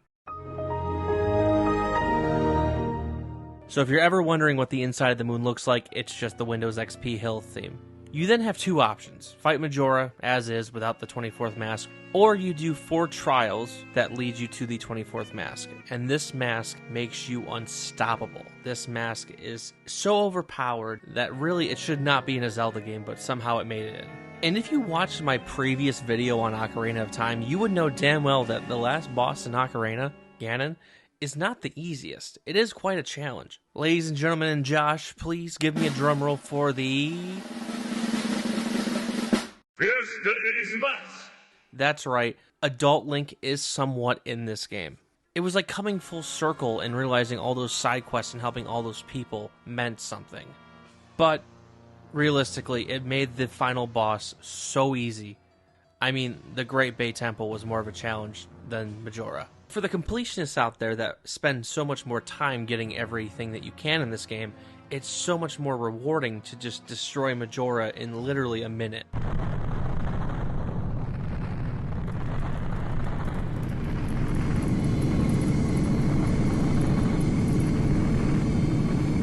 So after finally defeating Majora, the day is saved. Clock Town doesn't have a moon falling on it. the moon is back where it belongs, and you're on your way. I may have more memories of Ocarina of Time as a kid, but I do remember Majora's Mask a lot more vividly. It's one of those games that made me appreciate side stories in a video game rather than just the main plot. And that is why Majora's Mask is not only one of the best Zelda games of all time, it is one of the best games of all time. If I went through all that hell with the mirror room to not have the moon move back, I don't know what else to tell you guys. Oh no. You know what? Let me go grab something. I'll be right back.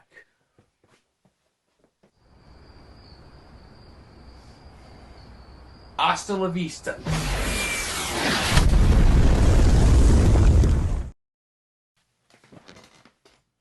Now that that whole moon problem's fixed, on to Kirby. Wait a second. The moon's gone. If we have no moon, oh boy, that can't be good.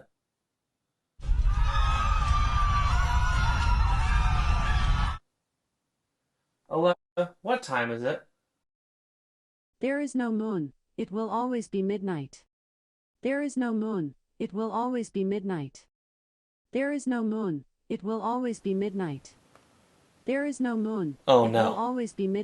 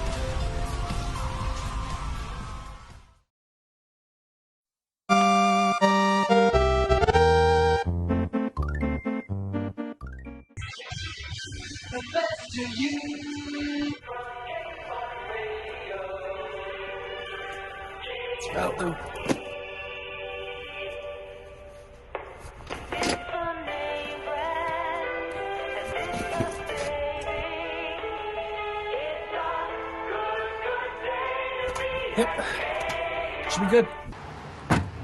Now you may be thinking, oh, he's going on a camping trip. Well, as a gamer, no, I'm not. I'm actually going to pick up GTA 5. Again. It's about the experience and going to see everyone that you haven't spoke to in years waiting for a game till midnight. Hopefully not in the pouring rain. So I'm excited to see hundreds of people waiting for the same game and having the same interest I do. So, let's see what happens.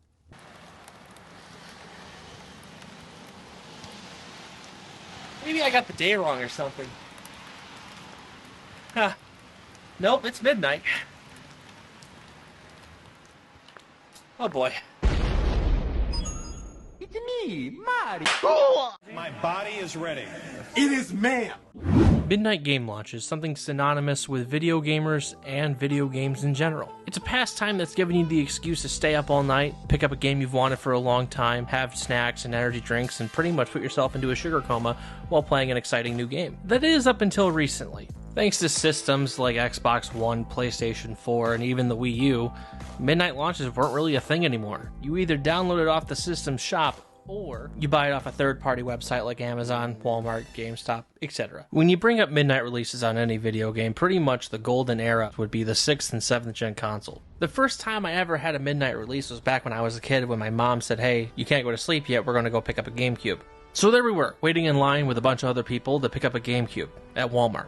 And to be honest, as a kid waiting in line for a brand new Nintendo system, I don't even remember what the GameCube was at that point. I just remember the commercials from back in the day with the big glass cube and people locked inside of it. So, after finally getting the GameCube and waiting in line for an hour, we were home, setting it up, and playing Luigi's Mansion. Well, I wasn't playing Luigi's Mansion, my mom was. When can I play? No, that's okay. I enjoy reading the box while you play Luigi's Mansion.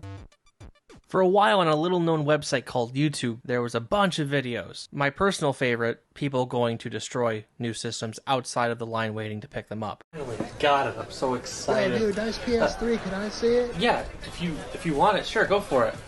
SmashMyPS3.com! No. What? Oh, my...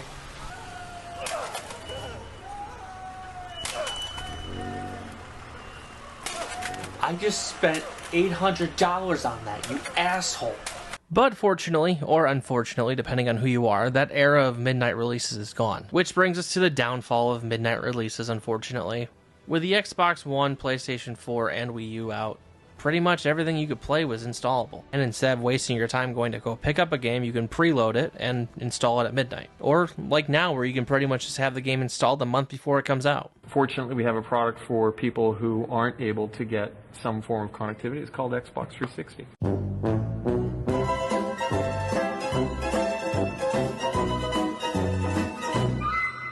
The last time I picked up something at a midnight release was the Switch. It was a bittersweet moment because I knew it was the last time I would probably go pick something up at midnight. So I met up with Josh at his house and off we went to go in to pick up our Switches. After waiting in line for a little bit and a few corny Wii U jokes later, we were back at his house playing 1-2 Switch.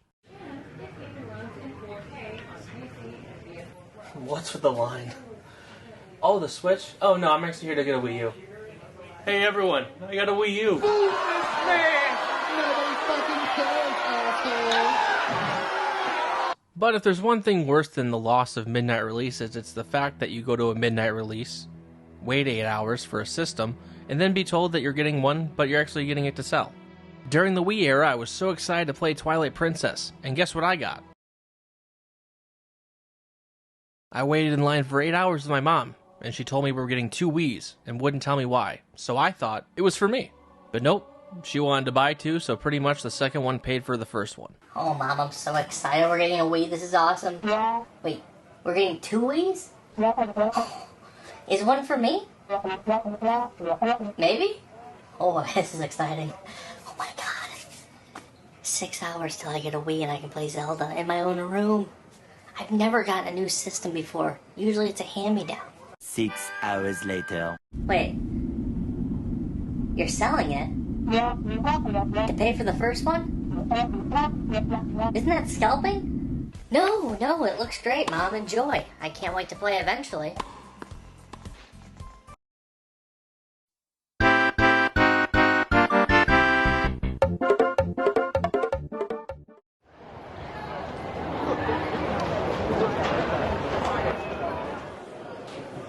Alright, run it by me one more time. The top 3 things at the new... Okay. Always online, can't trade games, and mandatory connect with every system. You can't not have a connect. Okay. We do remember that went horrible with the Xbox One, right? Okay. Alright, real quick, let me see who's out there. Ah, shit. Who invited Will Smith to this thing? Did we not see what happened last time he was at an award show? Alright. I got it. Wish me luck. Ladies and gentlemen, please welcome Dylan from Nostalgia Road.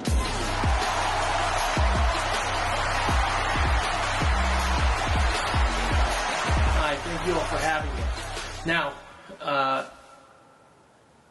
the Series X has done so well, even though there's not really much there to get out to everyone. So we applaud everyone for that.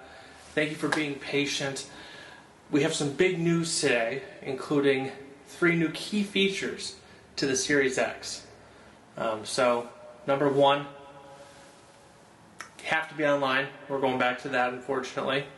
It's pretty much already like that, but now we're making it official. Number 2, you can't trade in used games anymore. Sorry, GameStop. Gonna have to stick to stocks on this one. And the third one, Jada's personal favorite. We're going to be bundling Connects with every system now, so Connect 3.0 is mandatory. But on the bright side, you can order a pizza again with the Pizza Hut app. Keep my Xbox. out your fucking Connect. Nope, it's not going to happen, Will. Sorry. So anyways. Okay. Okay. Ooh. Wow. I just got slapped at E3. Okay. It's me, Mario. $2.99. Incredible. For a while, video game conferences were the be-all, end-all for new information on not only video games, but systems. Since 1995, E3 has been the pinnacle for video game conferences. It's the one time of the year where I remember rushing home from school before summer break, hopping on the couch, turning on G4 TV, and seeing what was next in store for my childhood video game mind. This is where all the big boys got announced. The first one I remember in particular is GTA 4. As somebody who had a PS2 and didn't really have any interest in upgrading, except for the fact that all my friends had the new system, GTA 4 was the reason I begged and begged and begged for a Xbox 360. So today I figured I'd look at some of the not-so-glory years of E3s and other conferences.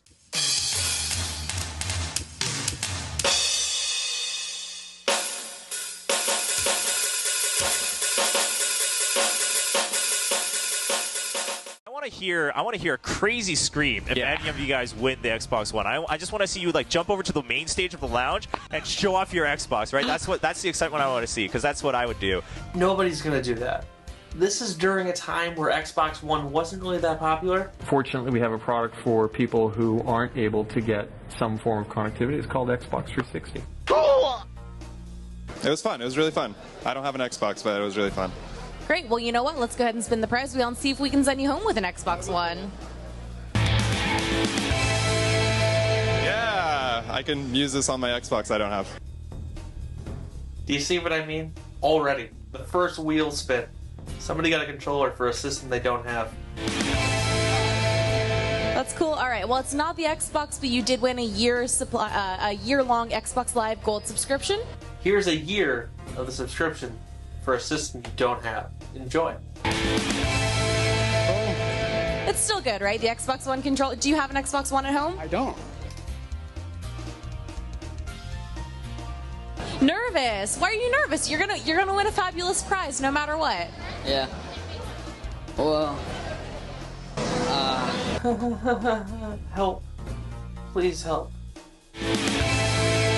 All right, well, it looks like you won our $20 Xbox gift card. How do you feel about that?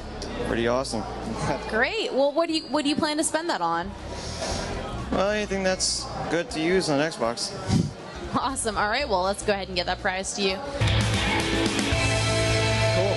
Great. Thanks. All right, well, you've won the Xbox One controller. How do you feel about that? That's great. Thanks. It's free. So let's go ahead and give that a spin and see what you are taking home. Okay. You just won an Xbox One! Awesome. It's nice. Awesome. Are you more excited than that, or you're just a mellow guy? Can I pay you not to get an Xbox One? Maybe just get like a gift card to actually buy a PlayStation 4, maybe? Add out and see what that is. Oh, it's a Killer Instinct shirt. There you go. What do you think of that? I mean, it's not as good as Xbox, but I guess it's alright. Listen here, dude, okay? That was a Killer Instinct baseball tee, black gray. My personal favorite kind of baseball tee and shirt.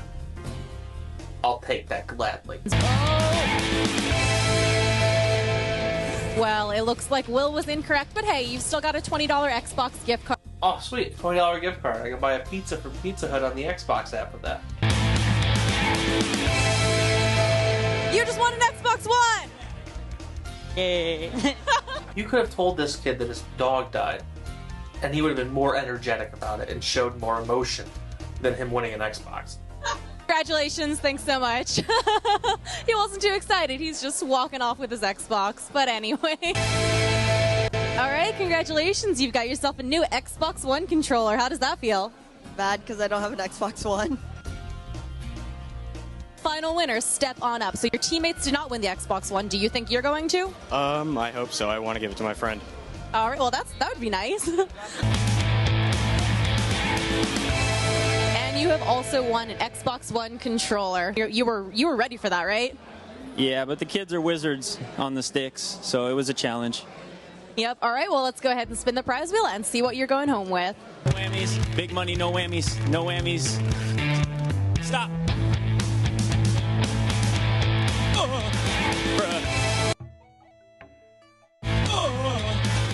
Okay. Go, Dad. All right, do you think are you going to win? Oh, I don't know. I'll be happy with whatever. I'm happy right here next to you. It's all good. Ooh, creepy. Okay. All right, let's go ahead and spin the prize wheel.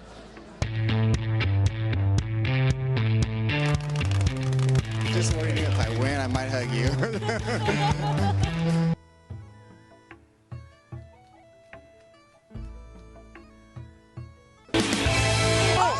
Look, his cock out! Hey, how's it going? You feeling lucky today? Yeah. All right, well, let's go ahead and spin the prize wheel and see what you won. And you are also taking home a $20 Xbox gift card and, once again, the Predator DLC. Congratulations. Could be worse. Could go home and find your family and house disintegrated by a huge fire. Now that we've seen whatever that just was, let's get to the presentations. The fun part. You ever wonder what the bottom of an Avatar shoe looks like? Well, bam! There it is. All right, so let's get in and navigate the dashboard. This is a question for both of you, actually. You mentioned failures before. What's the actual biggest failure that you've gone through to get to where you are? Question?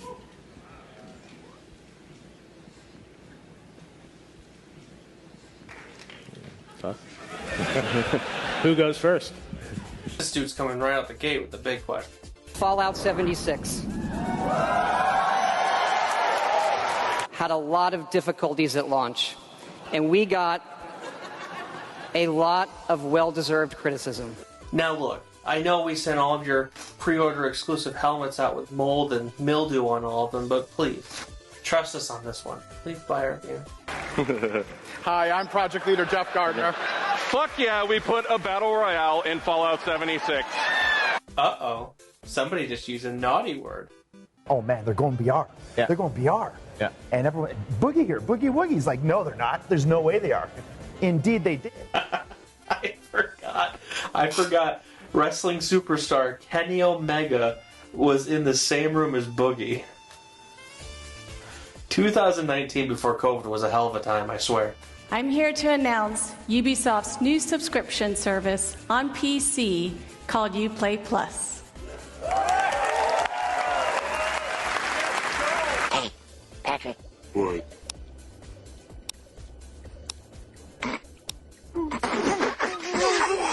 Uplay Plus will be $14.99 a month. Okay. Xbox Game Pass, move aside. $15 for Ubisoft Pass? Yeah, that's a no-brainer. Ladies and gentlemen, welcome to the PC Gaming Show! Every single one of these people live on Twitch right now. Go check them out. I'm sure they would love your company and chat. Drop that bitch ass nigga though. We gotta be happy about that one. For Bikini Body on Clash popularized a strategy where you put the shield on your... Staring at each other.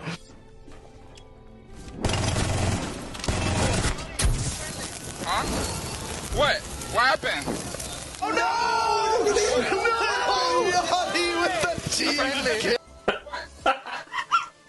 the He shot his own teammate. Never have a celebrity on your team for your MLGs. You're worse than my Firestorm teammates. You just leave me behind everywhere. But we can all understand why that happens. Use those cutters to create a distraction while you take your lightsaber and free the Wookiees inside. This is a single-player action-adventure game set post... Oh, yeah? Oh. They're not dead, everybody! EA is the company that killed them, but once in a while they'll sprinkle in a single-player game, mostly because Star Wars said, we need single-player games, otherwise you're not getting a license. We will be making the Division movie with Netflix. Oh, man. Can we stop turning everything into a movie?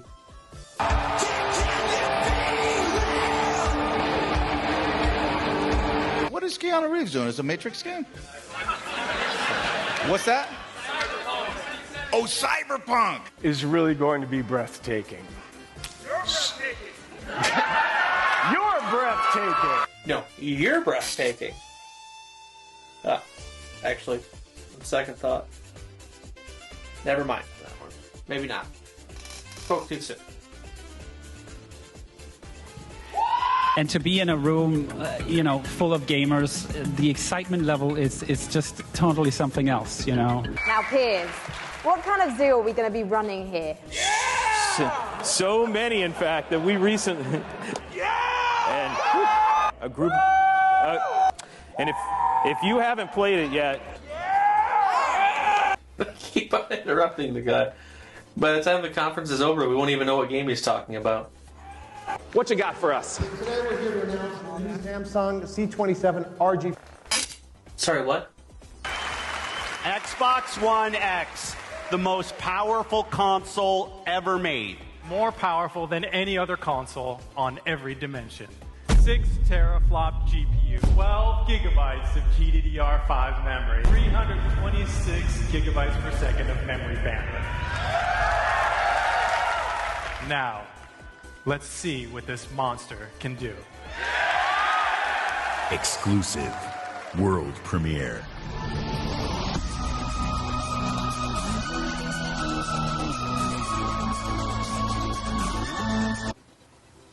They really said, we're going to show off Minecraft for the brand new and improved Xbox One X, which, mind you, is a powerful system.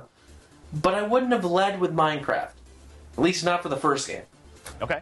And coming for Xbox One X launch in November. Correct. So tell us a bit about how you're taking advantage of the 6 teraflops of power. Will we get 60 frames on One X?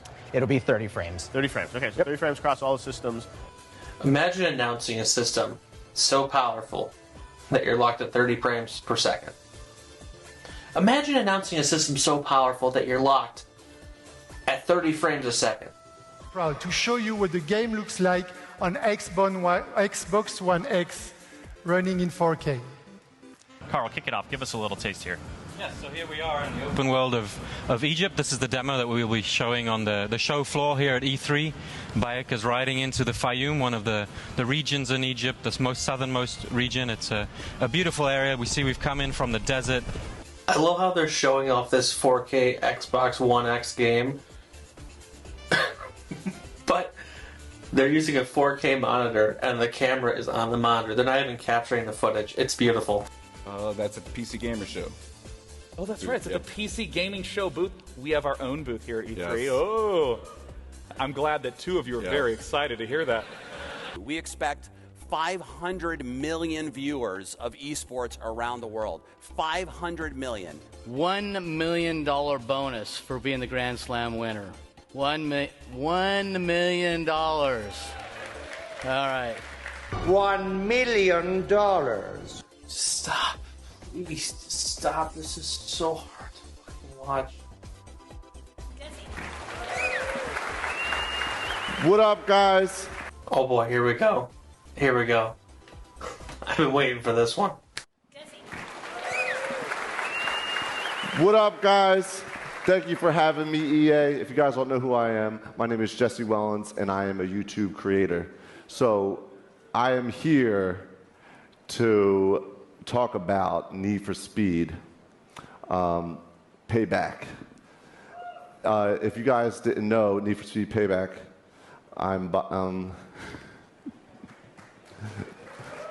yeah, it's a great game. I got my boy Marcus, executive producer here. He is the producer of the game. Thank you, Nick, for having me. Hey, man. Thanks, Jesse. What up, guys? My name is Dylan. For those of you who know me, for those who don't, I make small YouTube videos on Nostalgia Road. Now, thank you, LGN, for bringing me... Wait, LGN? So is it the EA presentation for Need for Speed? Fucking! Oh no, not this guy again. Fucking! Oh god, can we get security out here, please? LJN. Out your fucking mouth! I will. Security.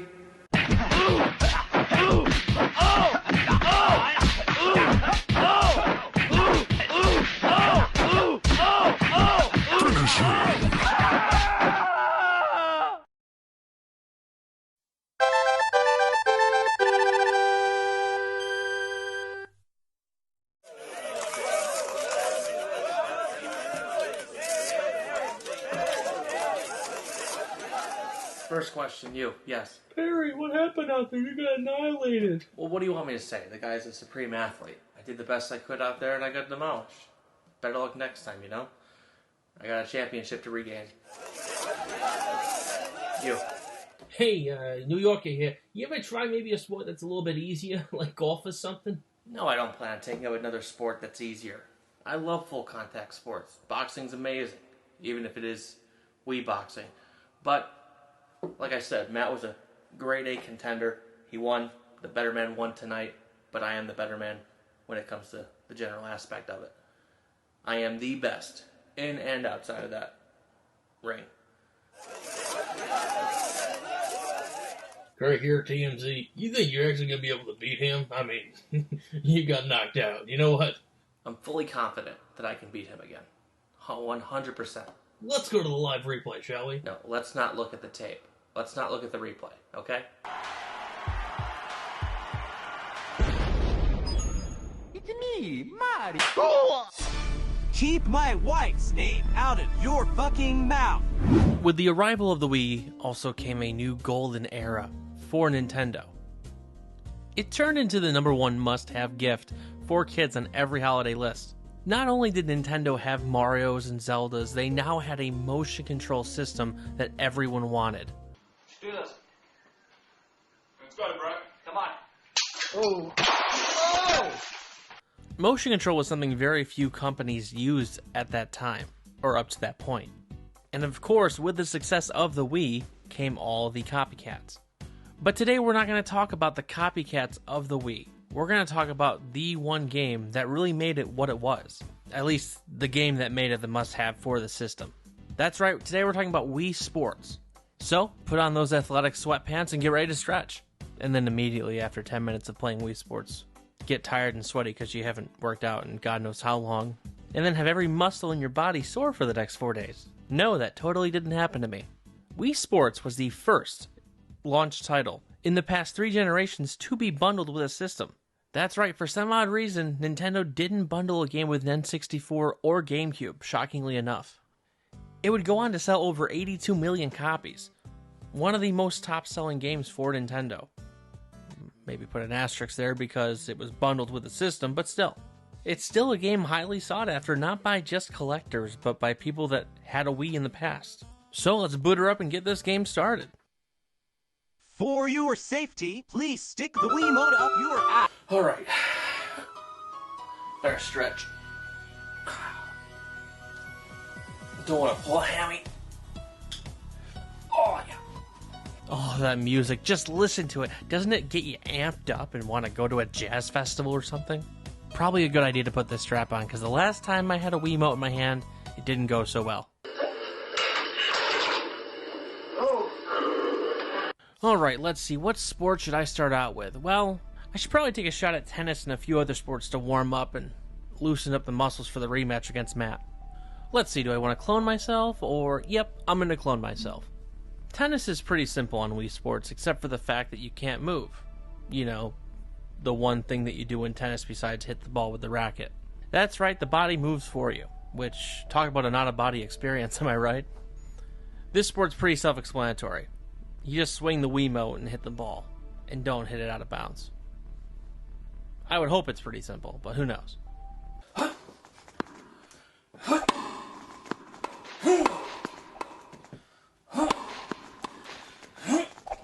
Alright, maybe tennis wasn't the right sport to practice with for boxing. Let's try baseball. Let's do that. Alright, so much like tennis, baseball's no different. You swing the Wiimote, except in different motions, and your body moves for you. And unfortunately, I can't Barry Bonds my way to the top, because I really don't have much time to do that. Plus, that's highly illegal. The last thing I need is Nintendo coming after me for juicing. Notice anything different, Gordy? No, what, Jay? I'm invisible! Another difference between baseball and Wii Sports in real life is there's only 3 innings, because why have the whole 9? But besides that, the premise is pretty much the same thing. Hit the ball or throw the ball. If you're hitting the ball, try and knock it out of the park. Gone forever, Aaron Hernandez. Gone forever, Donald Sterling. Gone forever, Jeffrey Epstein. Woo! And get as many points as you can by sliding to home base.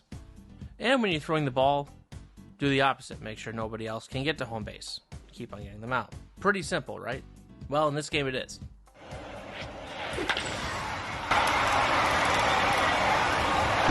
Fuck you! And if you're like me and do it well enough, guess what? Mercy rule, which means you can't even play the whole 3 innings. So, I mean, it's nice to know you're that good, but at the same time, it's kind of annoying. So after baseball, I think it's finally time to have the rematch against Matt.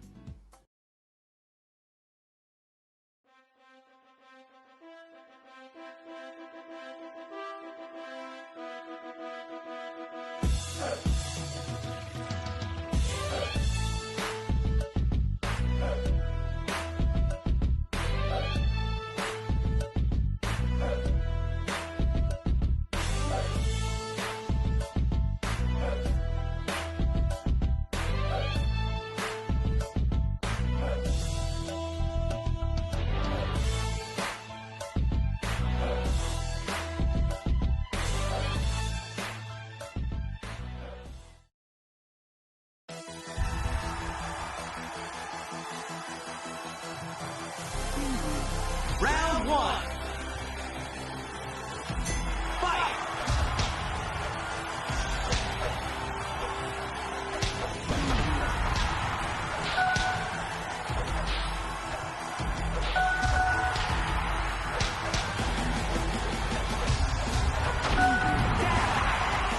That guy's too good out there. I don't know what to do, Coach.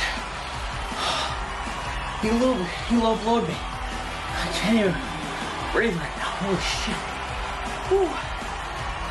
It's a damn me, for Christ's sakes. I'm losing to a damn me.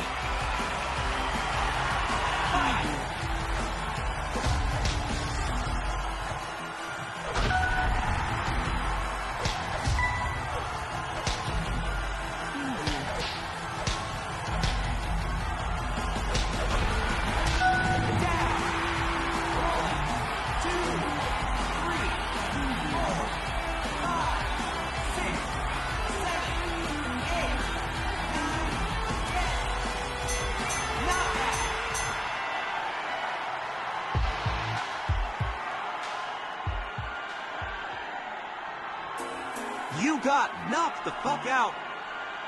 You know, maybe I need to find a less aggressive sport. Because I just got my ass kicked. So, let's see what other sports I can get into. Bowling should be easy. I've gotten a turkey once in my lifetime.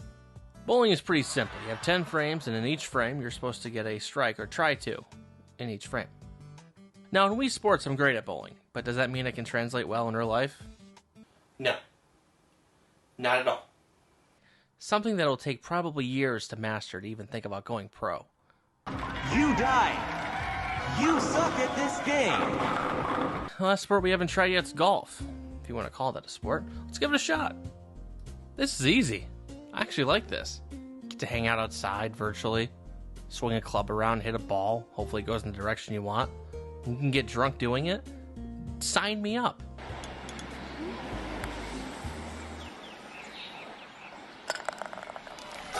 You cheated. Motherfucker, son of a bitch. Son of a fuck. Mother.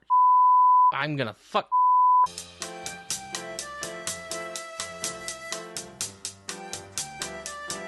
Alright. I've cooled down.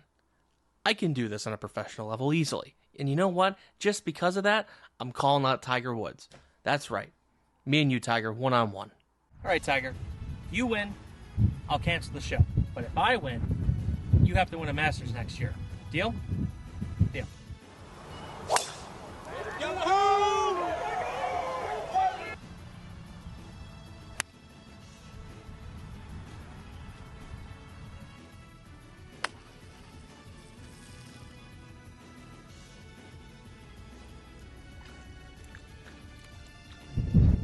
How the hell did he do that?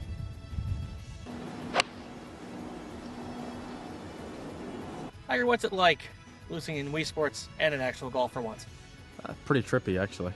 Must be weird playing an amateur, huh? Either some dude is really buffed out, or another dude is really fat. The hell does that mean? Stuffed it. Playing in on the video game version is a lot less stressful. Yeah, because you can make it to the top 10 every Sunday, Tiger. I can't do that.